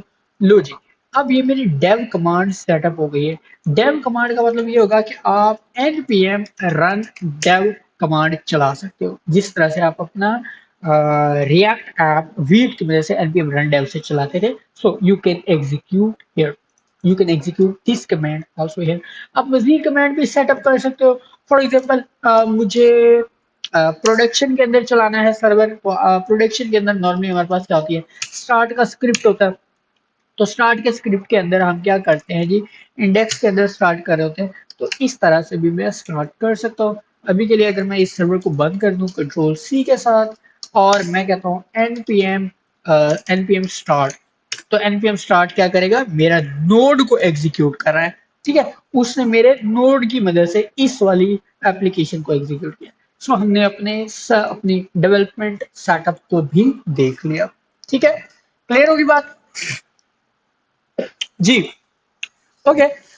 इसके साथ कुछ और मेरे यूटिलिटी पैकेजेस हैं जो बहुत कॉमनली यूज होते हैं। एक दो पैकेजेस हैं, मैं उनको भी आज के दिन में ऐड करना चाहूँगा, ताकि हमारा एक बेसिक जो डेवलपमेंट का एक एपीआई का सेटअप है वो कंप्लीट हो जाए। देखो अभी मेरे सर्वर को गौर से देखना, मेरा सर्वर इस वक्त चल रहा है। मैं यहाँ से इसकी रिक्वेस्ट सेंड कर रहा हूँ। ये मैंने जितनी दफा भी रिक्वेस्ट सेंड की, या मैं यहाँ से इस रिक्वेस्ट को सेंड कर रहा हूँ, डिलीट की रिक्वेस्ट सेंड कर रहा हूँ, मेरे इस सर्वर के ऊपर कहीं पे भी ट्रैक नहीं है। ये तो एक ही रिक्वेस्ट है, जाहिर है ये जो पोस्ट वाली रिक्वेस्ट थी, ये उसके अंदर को मैंने लॉग किया हुआ था, तो ये उसकी डिटेल आ रही है। इसके अलावा कहीं पे भी मुझे डिटेल नहीं मिल रही कि मेरे पास कौन सी रिक्वेस्ट आ रही है। ठीक है, आप अगर ये ट्रैक करना चाह रहे हो कि आपके पास रिक्वेस्ट कहाँ से आ रही हैं, किस आईपी एड्रेस से आ रही हैं, कौन से यूआरएल यानी कौन सी आपके रिसोर्सेज कंज्यूम हो रहे हैं, कौन से ये वाले रिसोर्सेज हिट हो रहे हैं, अगर इन चीजों का ट्रैक रखना चाह रहे हो, for that purpose, for that purpose we have a separate package। हम उस पैकेज को क्या कर रहे होंगे, यूज कर रहे होंगे। ठीक है, उस पैकेज को उस पैकेज का नाम जी मॉर्गन है। हम कहते हैं जी npm इंस्टॉल मॉर्गन। ठीक है, अगर आप इस पैकेज को मजीद पढ़ना चाह रहे हो, you just need to write here Morgan, और मजीद इनफैक्ट आप मॉर्गन नोड जेएस लिखेंगे। ठीक है, so here you have details, Morgan package. Okay, और ये जो मॉर्गन पैकेज है, अगेन ये कॉमन जेएस का मेथड है। अब आप थोड़ा सा समझ गए होंगे कि कॉमन जेएस के अंदर रिक्वायर यूज होता है। आपको सिंपल क्या लिखना है जी, अभी मैं बताता हूँ। आप इंपोर्ट मॉर्गन फ्रॉम मॉर्गन लिखेंगे, इसके अलावा और कोई रॉकेट साइंस नहीं है। ठीक है जी, और इसको अभी हम कैसे कैसे सेटअप करते हैं, अभी उसकी सारी डिटेल्स की तरफ मैं आता हूँ। सो प्रीटी सिंपल, जस्ट क्या करें, मॉर्गन को इंपोर्ट करें। मैं कहता हूँ जी इंपोर्ट मॉर्गन फ्रॉम मॉर्गन, और अगेन अब आपको इसको as a middleware setup करना है। मिडल वेयर के अंदर मैंने कह दिया कि आप मॉर्गन को यूज करो, और क्या यूज करो, एज ए डेव। डेव इसका मूड है, बताता हूँ कैसे। npm run dev. Okay, development server मेरा स्टार्ट हो गया, फाइन। और इधर आइए और अपने रिक्वेस्ट सेंड कीजिए। जैसे ही आपने रिक्वेस्ट सेंड की, आप अपने टर्मिनल के ऊपर गौर से देखिए, you are getting details that you have received a request with delete option. आपका ये राउट था, आपने ये स्टेटस कोड सेंड किया, इतने मिली सेकेंड के अंदर एग्जीक्यूट हुई। Let's do it a post request. ये मैंने पोस्ट रिक्वेस्ट सेंड की, ये देखो मेरी पोस्ट रिक्वेस्ट लॉग हो रही है। टर्मिनल के ऊपर एटलीस्ट आपको डिटेल्स मिल रही हैं कि आपकी कौन कौन सी रिक्वेस्ट, कौन कौन सा रिसोर्स हिट हो रहा है। ठीक है, तो जितनी भी रिक्वेस्ट आ रही होगी यहाँ पे सर्वर के ऊपर ऑटोमेटिकली, टर्मिनल के ऊपर आपका ऑटोमेटिकली लॉग मेंटेन हो रहा होगा।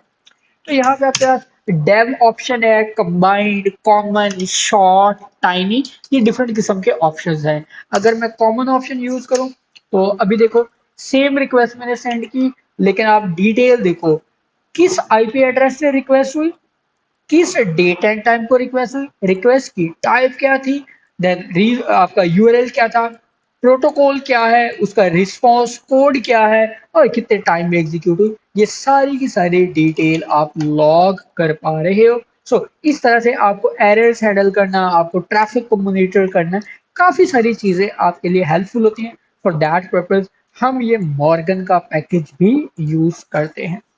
ठीक है जी, क्लियर होगी बात?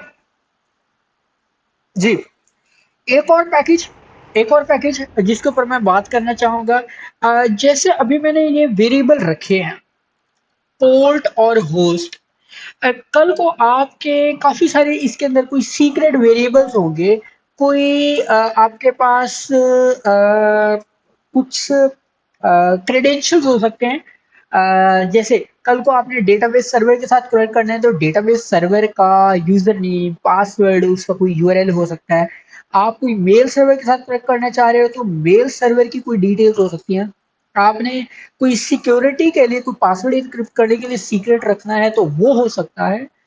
तो इस तरह के जो वेरिएबल्स बनाए जाते हैं, ये वेरिएबल्स कभी भी इस तरह से स्टैटिकली आप अपनी कोड बेस के अंदर नहीं सेटअप करते, बल्कि बल्कि आप क्या करते हो, अपने पास यहाँ पे एनवायरमेंट वेरिएबल सेट करते हो। एनवायरमेंट वेरिएबल क्रिएट करने के लिए आप क्या करते हो, एक फाइल बनाते हो जिसका नाम होता है डॉट ई एन वी। ठीक है, डॉट ई एन वी के अंदर क्या करते हैं, आप अपने वेरिएबल रखा करते हैं। फॉर एग्जाम्पल इसी वेरिएबल बनाने का रूल ये होता है कि हमेशा कैपिटल में रहेगा। मैंने लिखा जैसे पोर्ट और इक्वल, आगे आपने वैल्यू लिख दी, मैंने कहा 3000। उसके बाद आपने यहाँ पे लिखना है जी होस्ट, आपने क्या दिया लोकल होस्ट। ठीक है, डेटाबेस होस्ट लिख दिया आपने, dB port, dB user, database password, database name, dialect, I mean जो भी ऑप्शन आपके रहेंगे, आप इस तरह के एनवायरनमेंट वेरिएबल सेटअप किया करोगे। ठीक है, अभी के लिए जस्ट मैंने ये डमी वेरिएबल ही सेटअप किए। अब इस ईएनवी को यूज कैसे करेंगे? अगेन इस ईएनवी को यूज करने के लिए आपको एक पैकेज यूज करना है जिसका नाम ईएनवी ही है। तो आप करेंगे npm इंस्टॉल और डॉट ई एन वी। ठीक है, तो इन एनवायरमेंट वेरिएबल को हैंडल करने के लिए आपने क्या किया, dot E N V use कर लिया फाइल। अब डॉट ई एन वी जब आपने इसको यूज करना है तो यहाँ पे क्या करेंगे, आप इंपोर्ट करें। आप लिखिए import dot E N V from dot E N V. और अब आपको एक चीज और सेटअप करनी है, इस डॉट ई एन वी का config fold, config function call कर लेना है। ठीक है, जब आपने कॉन्फ़िग फंक्शन कॉल कर लिया, अब आप क्या कर सकते हो, इस फाइल में से वेरिएबल रीड कर सकते हो। कैसे रीड करोगे, लो जी इधर आ जाइए। आप जैसे ये था, अब यहाँ पे आप कहते हो कि जी मुझे वो वेरिएबल चाहिए, तो आप यहाँ पे लिखोगे यही वाली बात कि process dot env dot port. ये देखो ये मेरे वेरिएबल का नाम क्या है, पोर्ट, तो इसलिए मैंने ये पोर्ट लिखा। अभी जैसे ये होस्ट है तो आप यहाँ पे लिखोगे process dot env dot host, और आगे मैंने पाइप साइन के साथ बता दिया कि भाई अगर ये वाले वेरिएबल नहीं मिलते तो फिर ये वाला वेरिएबल रख लो 5000 वाला या लोकल होस्ट वाला। ठीक है जी, तो आप डॉट ई भी आपने सेटअप करना सीख लिए। अगेन अब आप सर्वर को स्टार्ट कीजिए, npm run dev। लो जी, तो ये देखो ये 3000 के ऊपर स्टार्ट हुआ है। 3000 के ऊपर इस वजह से स्टार्ट हुआ है क्योंकि यहाँ पे 3000 का वेरिएबल सेटअप था, मैंने निकाल दिया। जैसे निकाल दिया, इस फाइल को सर्वर को रीस्टार्ट करो तो ये ऑटोमेटिकली 5000 के ऊपर स्टार्ट हुआ है। क्यों? क्योंकि उसे ये वाला वेरिएबल नहीं मिला। क्लियर होगी बात? हाँ जी। ठीक है। सो अगेन यहाँ पे एक और बात है कि ENV की फाइल हम कभी शेयर नहीं करते। ठीक है, एनवायरमेंट वेरिएबल की फाइल कभी भी शेयर नहीं होगी। ठीक है, तो अभी जो आपकी जो भी फाइल शेयर करनी है वो आपके पास समझ लो ये तीन फाइल्स ही बनेंगी। एक पैकेज डॉट जेसन की, एक पैकेज लॉक और इंडेक्स डॉट जेसन। जाहिर है नोड मॉड्यूल्स आप जब आप npm की वजह से इंस्टॉल करोगे तो नोड मॉड्यूल्स इंस्टॉल हो जाएंगे। जो डॉट env है जाहिर है वो आप अपने वेरिएबल्स खुद सेटअप किया करोगे। ठीक है जी। जी। अच्छा सर, इसके अंदर जब हम कोई पेज वगैरह पे कोड कर रहे हैं इसका, नोड का, एप्लीकेशन का, तो हम इसको कैसे टेस्ट करेंगे कि ये किसी थर्ड पार्टी का एक्सेस ना पॉसिबल ना हो इस पेज के ऊपर, या कोई हमारा कोई सेंसिटिव डाटा वो लीक ना हो, या डीबी के ऊपर हिट ना हो। सो फर्स्ट ऑफ तो वो ऑल साथ साथ हम टेस्टिंग। फर्स्ट ऑफ ऑल यहाँ पे पेजेस नहीं है, यहाँ पे राउट्स हैं। ठीक है। यहाँ पे जो मैं आपको ब्राउजर के ऊपर दिखा रहा था ये जस्ट फॉर योर क्लैरिटी था कि आप जब भी रिक्वेस्ट सेंड करोगे तो यहाँ पे आप उसको व्यू जरूर कर सकते हो। यहाँ पे आप उसे कंज्यूम जरूर कर सकते हो। ये आप रिक्वेस्ट, इनफैक्ट जब आप ये हिट करते हो तो आप रिक्वेस्ट सेंड करते हो, वो रिक्वेस्ट आती है इस सर्वर के ऊपर। ये सर्वर उसे एग्जीक्यूट करके रिस्पॉन्स सेंड करता है। ठीक है। तो ये जो आपके स्लैश का route, slash products and so on, ये जितने भी हैं ये सारे के सारे आपके सर्वर साइड के राउट्स हैं, सर्वर साइड की ये रिक्वेस्ट हैं। ठीक है, तो आपकी ये जो रिक्वेस्ट है ये एग्जीक्यूशन के बाद रिस्पॉन्स सेंड करेगी। ओके। सेकंड थिंग, आप कैसे अपने सर्वर को रिस्ट्रिक्ट कर सकते हो कि इसे हमेशा एक जगह से रिक्वेस्ट आए या इसे अननाउन रिसोर्सेज यानी अननाउन क्लाइंट से रिक्वेस्ट ना आए। इस चीज को भी हम आगे चल के हैंडल करेंगे। अभी के लिए इस टॉपिक को मत छेड़िए, क्योंकि जब तक आप इसे रिएक्ट ऐप के साथ यूटिलाइज नहीं करोगे, आप डेटाबेस के ऊपर इसके साथ कनेक्ट नहीं करेंगे, उस चीज की एक थ्योरी बिल्ड करना, उस चीज की अंडरस्टैंडिंग बिल्ड करना एक मुश्किल काम है। ठीक है, तो एक कंप्लीट एक सिनेरियो बिल्ड करेंगे और फिर हम उन सारी चीजों के ऊपर बात करेंगे। There are lot of security concerns also जिनको हमें ऑब्वियसली देखना है। वन बाय वन हम उन सारी डिटेल्स के ऊपर बात कर रहे होंगे। ठीक है। जी सर, ठीक है। अभी के लिए एक और आपके पास टू डू एक और ऑप्शन हो सकता है। लेट्स से कि मेरे पास ये जो वेरिएबल्स थे, मेरे पास ये यहाँ पे नहीं है, ये तो मेरे पास एक सिंगल फाइल है index.js। लेट्स एज्यूम मेरे पास यहाँ पे एक सैंपल डेटा या सैंपल के नाम का एक फोल्डर है और इसके अंदर मेरे पास फाइल है products.js। ठीक है, और यहाँ पे मेरे पास क्या पड़ी है, प्रोडक्ट्स पड़ी हैं। ठीक है, और लाइक दिस, और मैं अगर यही फेक स्टोर वाली ही यहाँ से सारी की सारी प्रोडक्ट्स का जस्ट डेटा कॉपी कर लूँ कि ये मेरे पास प्रोडक्ट्स हैं, तो अभी के लिए ये मेरा सारा डेटा मेरी एक फाइल के अंदर तो मौजूद है। तो इस वाली प्रोडक्ट्स का डेटा मैं कैसे सेंड करवाऊंगा?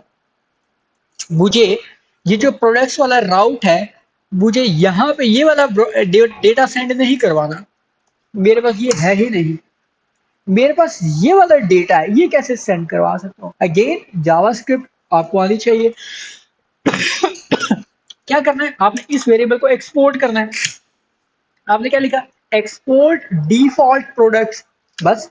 अब जब आपने इसको एक्सपोर्ट कर लिया है, you just need to import data here. और अगेन आप क्या लिखोगे, आप अपनी प्रोडक्ट्स को इंपोर्ट करो, और प्रोडक्ट्स को इंपोर्ट करने का तरीका आप जानते हो, इंपोर्ट प्रोडक्ट्स फ्रॉम, ये आपकी फाइल का ये फोल्डर का नाम और ये प्रोडक्ट्स। लीजिए आपने प्रोडक्ट्स इंपोर्ट कर ली और ये ऑटोमेटिकली यहाँ से सेंड होगी। लीजिए मैंने सर्वर सेव किया, रीस्टार्ट किया और यहाँ पे देखो एरर आ गया। अभी एरर को समझो। दरअसल जब आप ये इस तरह से इंपोर्ट यूज करो तो यहाँ पे आपको डॉट जेएस बताना है। ठीक है, लो जी सेव किया और ये इशू रिजॉल्व हो गया, सर्वर इज रनिंग फाइन। और ये मैंने प्रोडक्ट्स की रिक्वेस्ट सेंड की, फेल, क्योंकि सर्वर मेरा 3000 पोर्ट पर है। बट स्टिल, सॉरी, ये मेरी पोस्ट रिक्वेस्ट है, लेकिन पोस्ट रिक्वेस्ट भी खैर आनी तो चाहिए थी। ओके, पहले गेट रिक्वेस्ट टेस्ट करते हैं। हमने कहा जी 3000 के ऊपर ये हिट करें और ये नहीं चल रही। रीजन, होस्ट हाँ, का इशू है सर, होस्ट। होस्ट का, एग्जैक्टली एग्जैक्टली होस्ट का इशू है, क्योंकि यहाँ पे मैं लोकल होस्ट के ऊपर रन कर रहा हूँ। अच्छा, अब ये चीज भी साथ के साथ देख लो कि यार ये भी प्रॉब्लम है कि यहाँ पे ये देखो, ये मैंने होस्ट और पोर्ट ये चीजें भी सेटअप करना है, इसके ऊपर भी बात करते हैं। ठीक है, इनको भी प्रोडक्टिविटी के लिए हम एनहेंस कर सकते हैं। सो यहाँ पे ये मेरा होस्ट है, ये लोकल होस्ट था, इसको मैं चेंज कर देता हूँ 127.0.0.1। लो जी। अगेन जब आप पीएनबी में चेंज करते हो तो यहाँ से आपको मैन्युअली सर्वर रीस्टार्ट करना होता है, और यहाँ से आप रिक्वेस्ट सेंड कीजिए, and boom, now you can hear, now you can see here all the products. ठीक है, सो ये आपने प्रोडक्ट्स का डेटा देख लिया। लेट्स अज्यूम मैं यहाँ से प्रोडक्ट आईडी 1 डिलीट कर देता हूँ, तो जी सेव किया और दोबारा रिक्वेस्ट सेंड करो तो देखो वो प्रोडक्ट आईडी 1 का डेटा नहीं है। अगेन यहाँ पे एक छोटी सी और डिटेल, अगर आपके पास मल्टीपल, आपके पास रिसोर्सेज हो, आप एक सिंगल फाइल के अंदर मल्टीपल रिसोर्सेज लिखना चाह रहे हो, let categories equal to something like this, और ओके, बस ये ऐसे डमी डेटा था जो भी था, मैंने ये क्रिएट कर दिया। अब आप जाहिर है एक्सपोर्ट नहीं करोगे, डिफॉल्ट एक्सपोर्ट नहीं करोगे। अगर डिफॉल्ट एक्सपोर्ट करना हो तो इस तरह से करते हो, अगर आपको मल्टीपल एक्सपोर्ट करनी है तो आप लिखोगे एक्सपोर्ट करली ब्रैकेट के अंदर आपके ये सारे के सारे वेरिएबल्स, फंक्शंस, जो भी चीजें होंगी आप यहाँ से एक्सपोर्ट कर देंगे। So done. अब जाहिर है चूंकि आपके पास डिफॉल्ट एक्सपोर्ट नहीं है, आपके पास ये नेम्ड एक्सपोर्ट है, तो नेम्ड एक्सपोर्ट को हमेशा आप क्या करते हो, करली ब्रैकेट के अंदर ही इंपोर्ट किया करते हैं। सो हियर वी गो, आपने यहाँ पे करली ब्रैकेट के अंदर क्या कर ली, इंपोर्ट कर ली डिटेल्स। Now it's fine. अब आपको यहाँ पे स्टैटिक कैटेगरीज भी रखने की जरूरत नहीं है। ये जो कैटेगरीज आपने रखी थी, ये जाहिर है आपकी डायनेमिक कहाँ से आ रही है, ये वाली मैं रिमूव कर देता हूँ। अब आप क्या कर रहे हो, अपने उस फोल्डर में से कैटेगरीज ही सेंड करवा रहे हो। इसको मैं क्या करता हूँ, कैटेगरीज कर देता हूँ। लीजिए मैंने कैटेगरीज सेट किया। अब ये देखो कैटेगरीज सक्सेसफुली डेटा और ये कोई ऑब्जेक्ट, आई मीन जो भी डिटेल थी, तो ये आप एटलीस्ट देख पा रहे हो। ये कहाँ से आई, आपकी इस फाइल से आगे। ये बताना इसलिए जरूरी है कि बेसिकली ये आप क्या कर रहे हो, आज मॉड्यूल यूज कर रहे हो, आपके इंडिविजुअल फाइल के अंदर आपका कोई स्टैटिक डेटा है, कोई वेरिएबल है, कोई फंक्शन है। So you know how to create in a separate file, how to consume. ठीक है, तो अगेन यहाँ पे मेरे पास फंक्शन भी कोई हो सकता है। ठीक है, उस फंक्शन को अगर आपको कल के दिन में यहाँ पे इंपोर्ट करना हो, सेम इसी तरह से आप क्या करेंगे, इंपोर्ट करके उसको कंज्यूम कर रहे होंगे। ठीक है, क्लियर होगी बात जी। जी सो सर। आई होप कि आज के दिन में आपने कुछ चीज़ें सीखी होगी। तो अभी के लिए मेरा ये डेवलपमेंट एनवायरनमेंट काफ़ी हद तक बेहतर हो चुका है। इसकी again you should do the practice, there are lot of things again to learn and explore. अभी इसके अंदर एरर मजीद हैंडल कैसे होंगे, अब अभी बहुत सारी चीज़ें हैं। अगेन ये हमारा आज फर्स्ट डे था जिसके वजह से हमने अपना कुछ डेवलपमेंट एनवायरनमेंट सेटअप किया, और हमने कहा कि एपीआई के ऊपर कैसे काम किया जाता है। आज के दिन की आखिरी बात कि ये जो पोस्टमैन है, अगेन पोस्टमैन के ऊपर आपने डाउनलोड कर लिया, इंस्टॉल कर लिया और अपनी रिक्वेस्ट बना के टेस्ट कर रहे हो, you have a good option कि आप क्या करो, अकाउंट पोस्टमैन के ऊपर अकाउंट बनाओ। अकाउंट बनाने के बाद आप लॉगिन कर लीजिए। जब आप लॉगिन कर लोगे तब आपके पास ये कलेक्शंस हैंडल करने का ऑप्शन होगा, उससे पहले नहीं होगा। ठीक है, अभी के लिए अगर मैं इसे साइन आउट कर दूं, और मैंने कहा जी sign out and remove local data, तो ये देखो अभी के लिए आपके पास कुछ भी नहीं है। अभी आप अगेन न्यू रिक्वेस्ट तो क्रिएट कर सकते हो, न्यू रिक्वेस्ट एचटीटीपी रिक्वेस्ट, और आपने कहा जी वही अभी आप लिखोगे जैसे ये वाला पूरे का पूरा यूआरएल मैं उठा लेता हूँ आसानी के लिए, और ये आपने हिट किया और स्लैश प्रोडक्ट्स लिख रहे हो, और स्लैश आपने कैटेगरीज लिखी। ठीक है, सो आप सारे के सारे ये आपके ये यहाँ पे लॉग हो रहा होगा। लेकिन आपके पास अच्छा ऑप्शन है, आप इस पोस्टमैन टूल को बहुत इफेक्टिवली यूटिलाइज कर सकते हो। मैं इसको डिलीट करता हूँ और मैं क्या करता हूँ अपने अकाउंट के साथ लॉगिन कर रहा हूँ। ठीक है, जस्ट मुझे क्या करना है अपने अकाउंट के साथ लॉगिन करना है और मैं अपना गूगल अकाउंट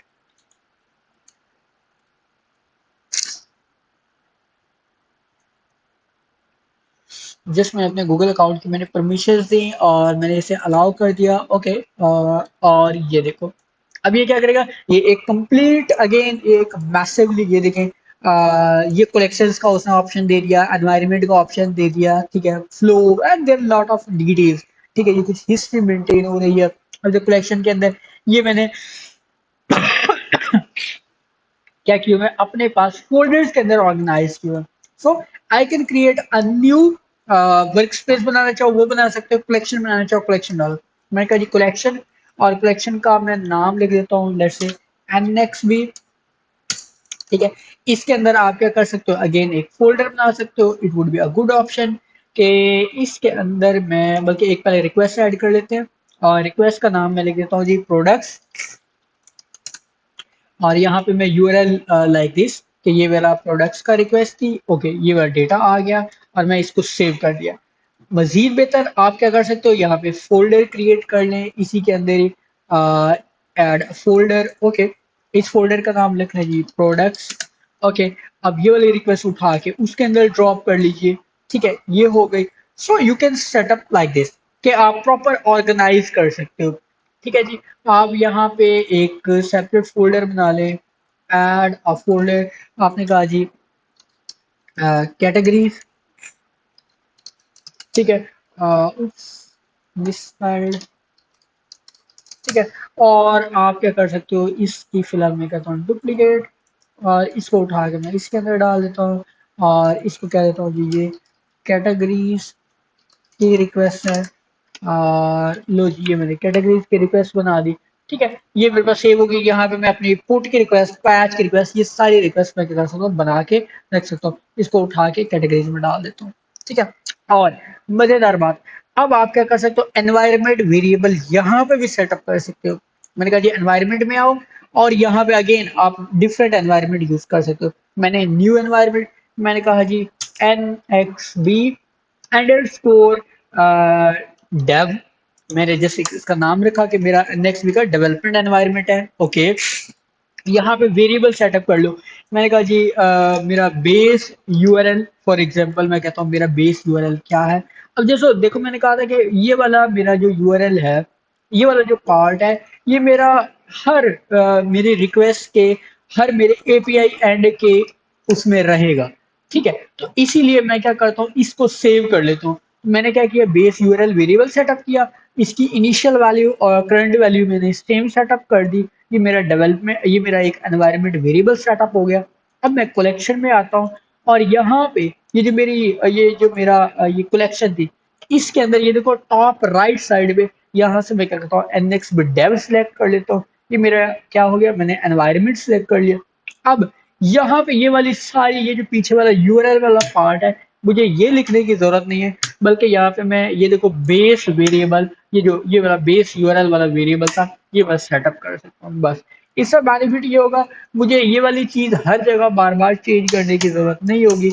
ये मेरे लिए कल को मुझे किसी और एनवायरनमेंट के ऊपर टेस्ट करना है, मुझे सर्वर के ऊपर टेस्ट करना है, कुछ भी करना है, तो मुझे जस्ट आके एक ही जगह एक वेरिएबल, ये जो मेरा ENV वेरिएबल है, एनवायरनमेंट है इस पोस्टमैन का, उसके अंदर आके मुझे इसकी वैल्यू चेंज करनी है बस। ठीक है, हर जगह पे वो ऑटोमेटिकली मेरा बेस यूआरएल, मेरा आईपी एड्रेस, मेरी पोर्ट, सब कुछ मेरा चेंज हो जाएगा। ठीक है, तो इस तरह से हम क्या करते हैं अपनी प्रोडक्टिविटी को एनहेंस करते हैं। इनफैक्ट ये एक ब्लेसिंग है। आप इस वाली जो कलेक्शन है, मैं इसे आपके साथ क्या कर सकता हूँ, एक्सपोर्ट कर सकता हूँ, इसे शेयर कर सकता हूँ। So there are lot of option that could be utilise I mean for better collaborative development environment. ठीक है, तो शेयर करने के लिए अगेन यहाँ पे आप ईमेल, आप अपना नाम, जो भी डिटेल्स देंगे मैं इसको लिंक की मदद से या इनविटेशन की वजह से, टीम की वजह से किसी तरह से भी शेयर कर सकता हूँ। अगर नहीं तो आखिरी ऑप्शन ये होता है कि मैं इसको एक्सपोर्ट करके रख दूंगा और आपको शेयर कर दूंगा। आप इंपोर्ट करोगे तो ये आपके पास सारी डिटेल्स, ये सारी रिक्वेस्ट बनी हुई आ जाएंगे। ठीक है, क्योंकि देखिए जब आप एक प्रोडक्शन लेवल के ऊपर आप अपनी एपीआई बनाओगे तो एटलीस्ट एक रिसोर्स के लिए आपके पास कम से कम 5-5, 6-6, 8-8 रिक्वेस्ट बनेगी। क्योंकि देखिए ये आपके पास बहुत सिंपल है। अभी के लिए देखिए आपने क्या किया है, इसके अंदर आपके प्रोडक्ट्स की आपने 5 रिक्वेस्ट लिखी है। कल को आपने पेजिनेशन करनी है, आपने कोई इसके ऊपर अगेन रिस्ट्रिक्शंस इंप्लीमेंट करनी है, राउट्स आपने, परमिशंस, रोल्स आपने, इसके ऊपर रेट लिमिट और न जाने क्या कुछ इंप्लीमेंट करना होगा। तो आपके हर एक कैटेगरी के अंदर, यानी हर एक रिसोर्स के अंदर 8, 10, 12 राउट्स कम से कम बना करते हैं। सो इमेजिन कीजिए अगर आपके पास 10 के 10 राउट्स होंगे, यानी 10 रिसोर्सेज हैं और 10 ही राउट्स हैं, तो एटलीस्ट आपके पास 100 रिक्वेस्ट बनेगी। ठीक है, तो उन सब 100 रिक्वेस्ट को आप यहाँ पे पोस्टमैन के ऊपर भी मैनेज करना, it would be again massive task. आप हर एक राउट को अगेन यहाँ पे लिख के टेस्ट करना अगेन आपके लिए एक बहुत ही डिफिकल्ट टास्क हो। For that purpose it's a good option कि आप इस टूल को लर्न कीजिए और इसको अच्छे से यूज करना सीखिए। ठीक है जी। जी। जी सर, ठीक है। सो आई होप आप आज का सेशन काफी फ्रूटफुल रहा होगा, काफी नई चीजें आपने सीखी होगी। अभी के लिए अगर आज मैं आपसे शेयर करूंगा तो अगेन मैं आपको दिखा देता हूँ मैं आपसे क्या शेयर करूंगा। जिस मैं क्या करूंगा, यहाँ से ये नोड मॉड्यूल का फोल्डर और डॉट env ये दोनों निकाल दूंगा। तो एट द एंड आपके पास क्या बचेगा, आपके पास ये यूं समझ लें कि आपकी एपीआई के अंदर ये डिटेल्स बचेगी। पैकेज और जेसन ट्रैक रखता है कि कौन कौन से पैकेजेस यूज हो रहे हैं, और पैकेज डैश लॉक ये हैंडल करेगा कि कौन कौन से डिपेंडेंसीज के कौन कौन से वर्जन मेंटेन हुए, कौन से अपग्रेड किए, कौन से डाउनग्रेड किए, ये उस तरह की सारी डिटेल्स हैंडल कर रहा होता है। ठीक है, अगेन ये डॉट env आप खुद क्रिएट कर लोगे, और नोड मॉड्यूल्स का फोल्डर डिपेंडेंसीज का होता है, ये with the passage of time grow कर रहा होगा। ठीक है जी। So that's all from my side for today. I hope आप इसकी प्रैक्टिस करेंगे, इससे कुछ लर्न करेंगे। ऑलरेडी आप रिएक्ट प्रोजेक्ट के ऊपर काम कर चुके हो। Now you should build your rest API accordingly. आप उसके अपने राउट सेटअप कर लीजिए। Either you need products, categories, orders, reviews, users, इस तरह के जो भी आपको राउट्स चाहिए होंगे, या अगर कोई आप पॉइंट ऑफ सेल के एप्लीकेशन लिख रहे हो, अगर कोई आप LMS के एप्लीकेशन लिख रहे हो, whatever you are gonna build, you just need to create your server side application also। अपना डेवलपमेंट एनवायरनमेंट कंप्लीट स्टार्टअप कीजिए। आपने प्रीवियस सेशन के अंदर डेटाबेसेस को डिस्कस किया था, अपने डेटाबेसेस की डिटेल्स कंप्लीट कीजिए। In very next session we are just gonna use Mongo database.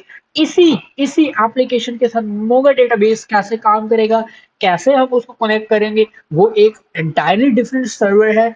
अगर आप इस वाली एप्लीकेशन, इस वाली डायग्राम में आए, आप देखो मैंने आपसे कहा था कि we are just going to connect the multiple universes. ठीक है, ये मेरे पास एक अलग यूनिवर्स है डेटाबेस का, ये एक अलग वर्ल्ड है, ये मेरा वेब सर्वर एक अलग वर्ल्ड है। ये कैसे आपस में कम्युनिकेट करेंगे, हमें इसके ऊपर बात करना है। ठीक है, तो इंशाल्लाह ताला नेक्स्ट सेशन के अंदर इसके ऊपर बात करेंगे।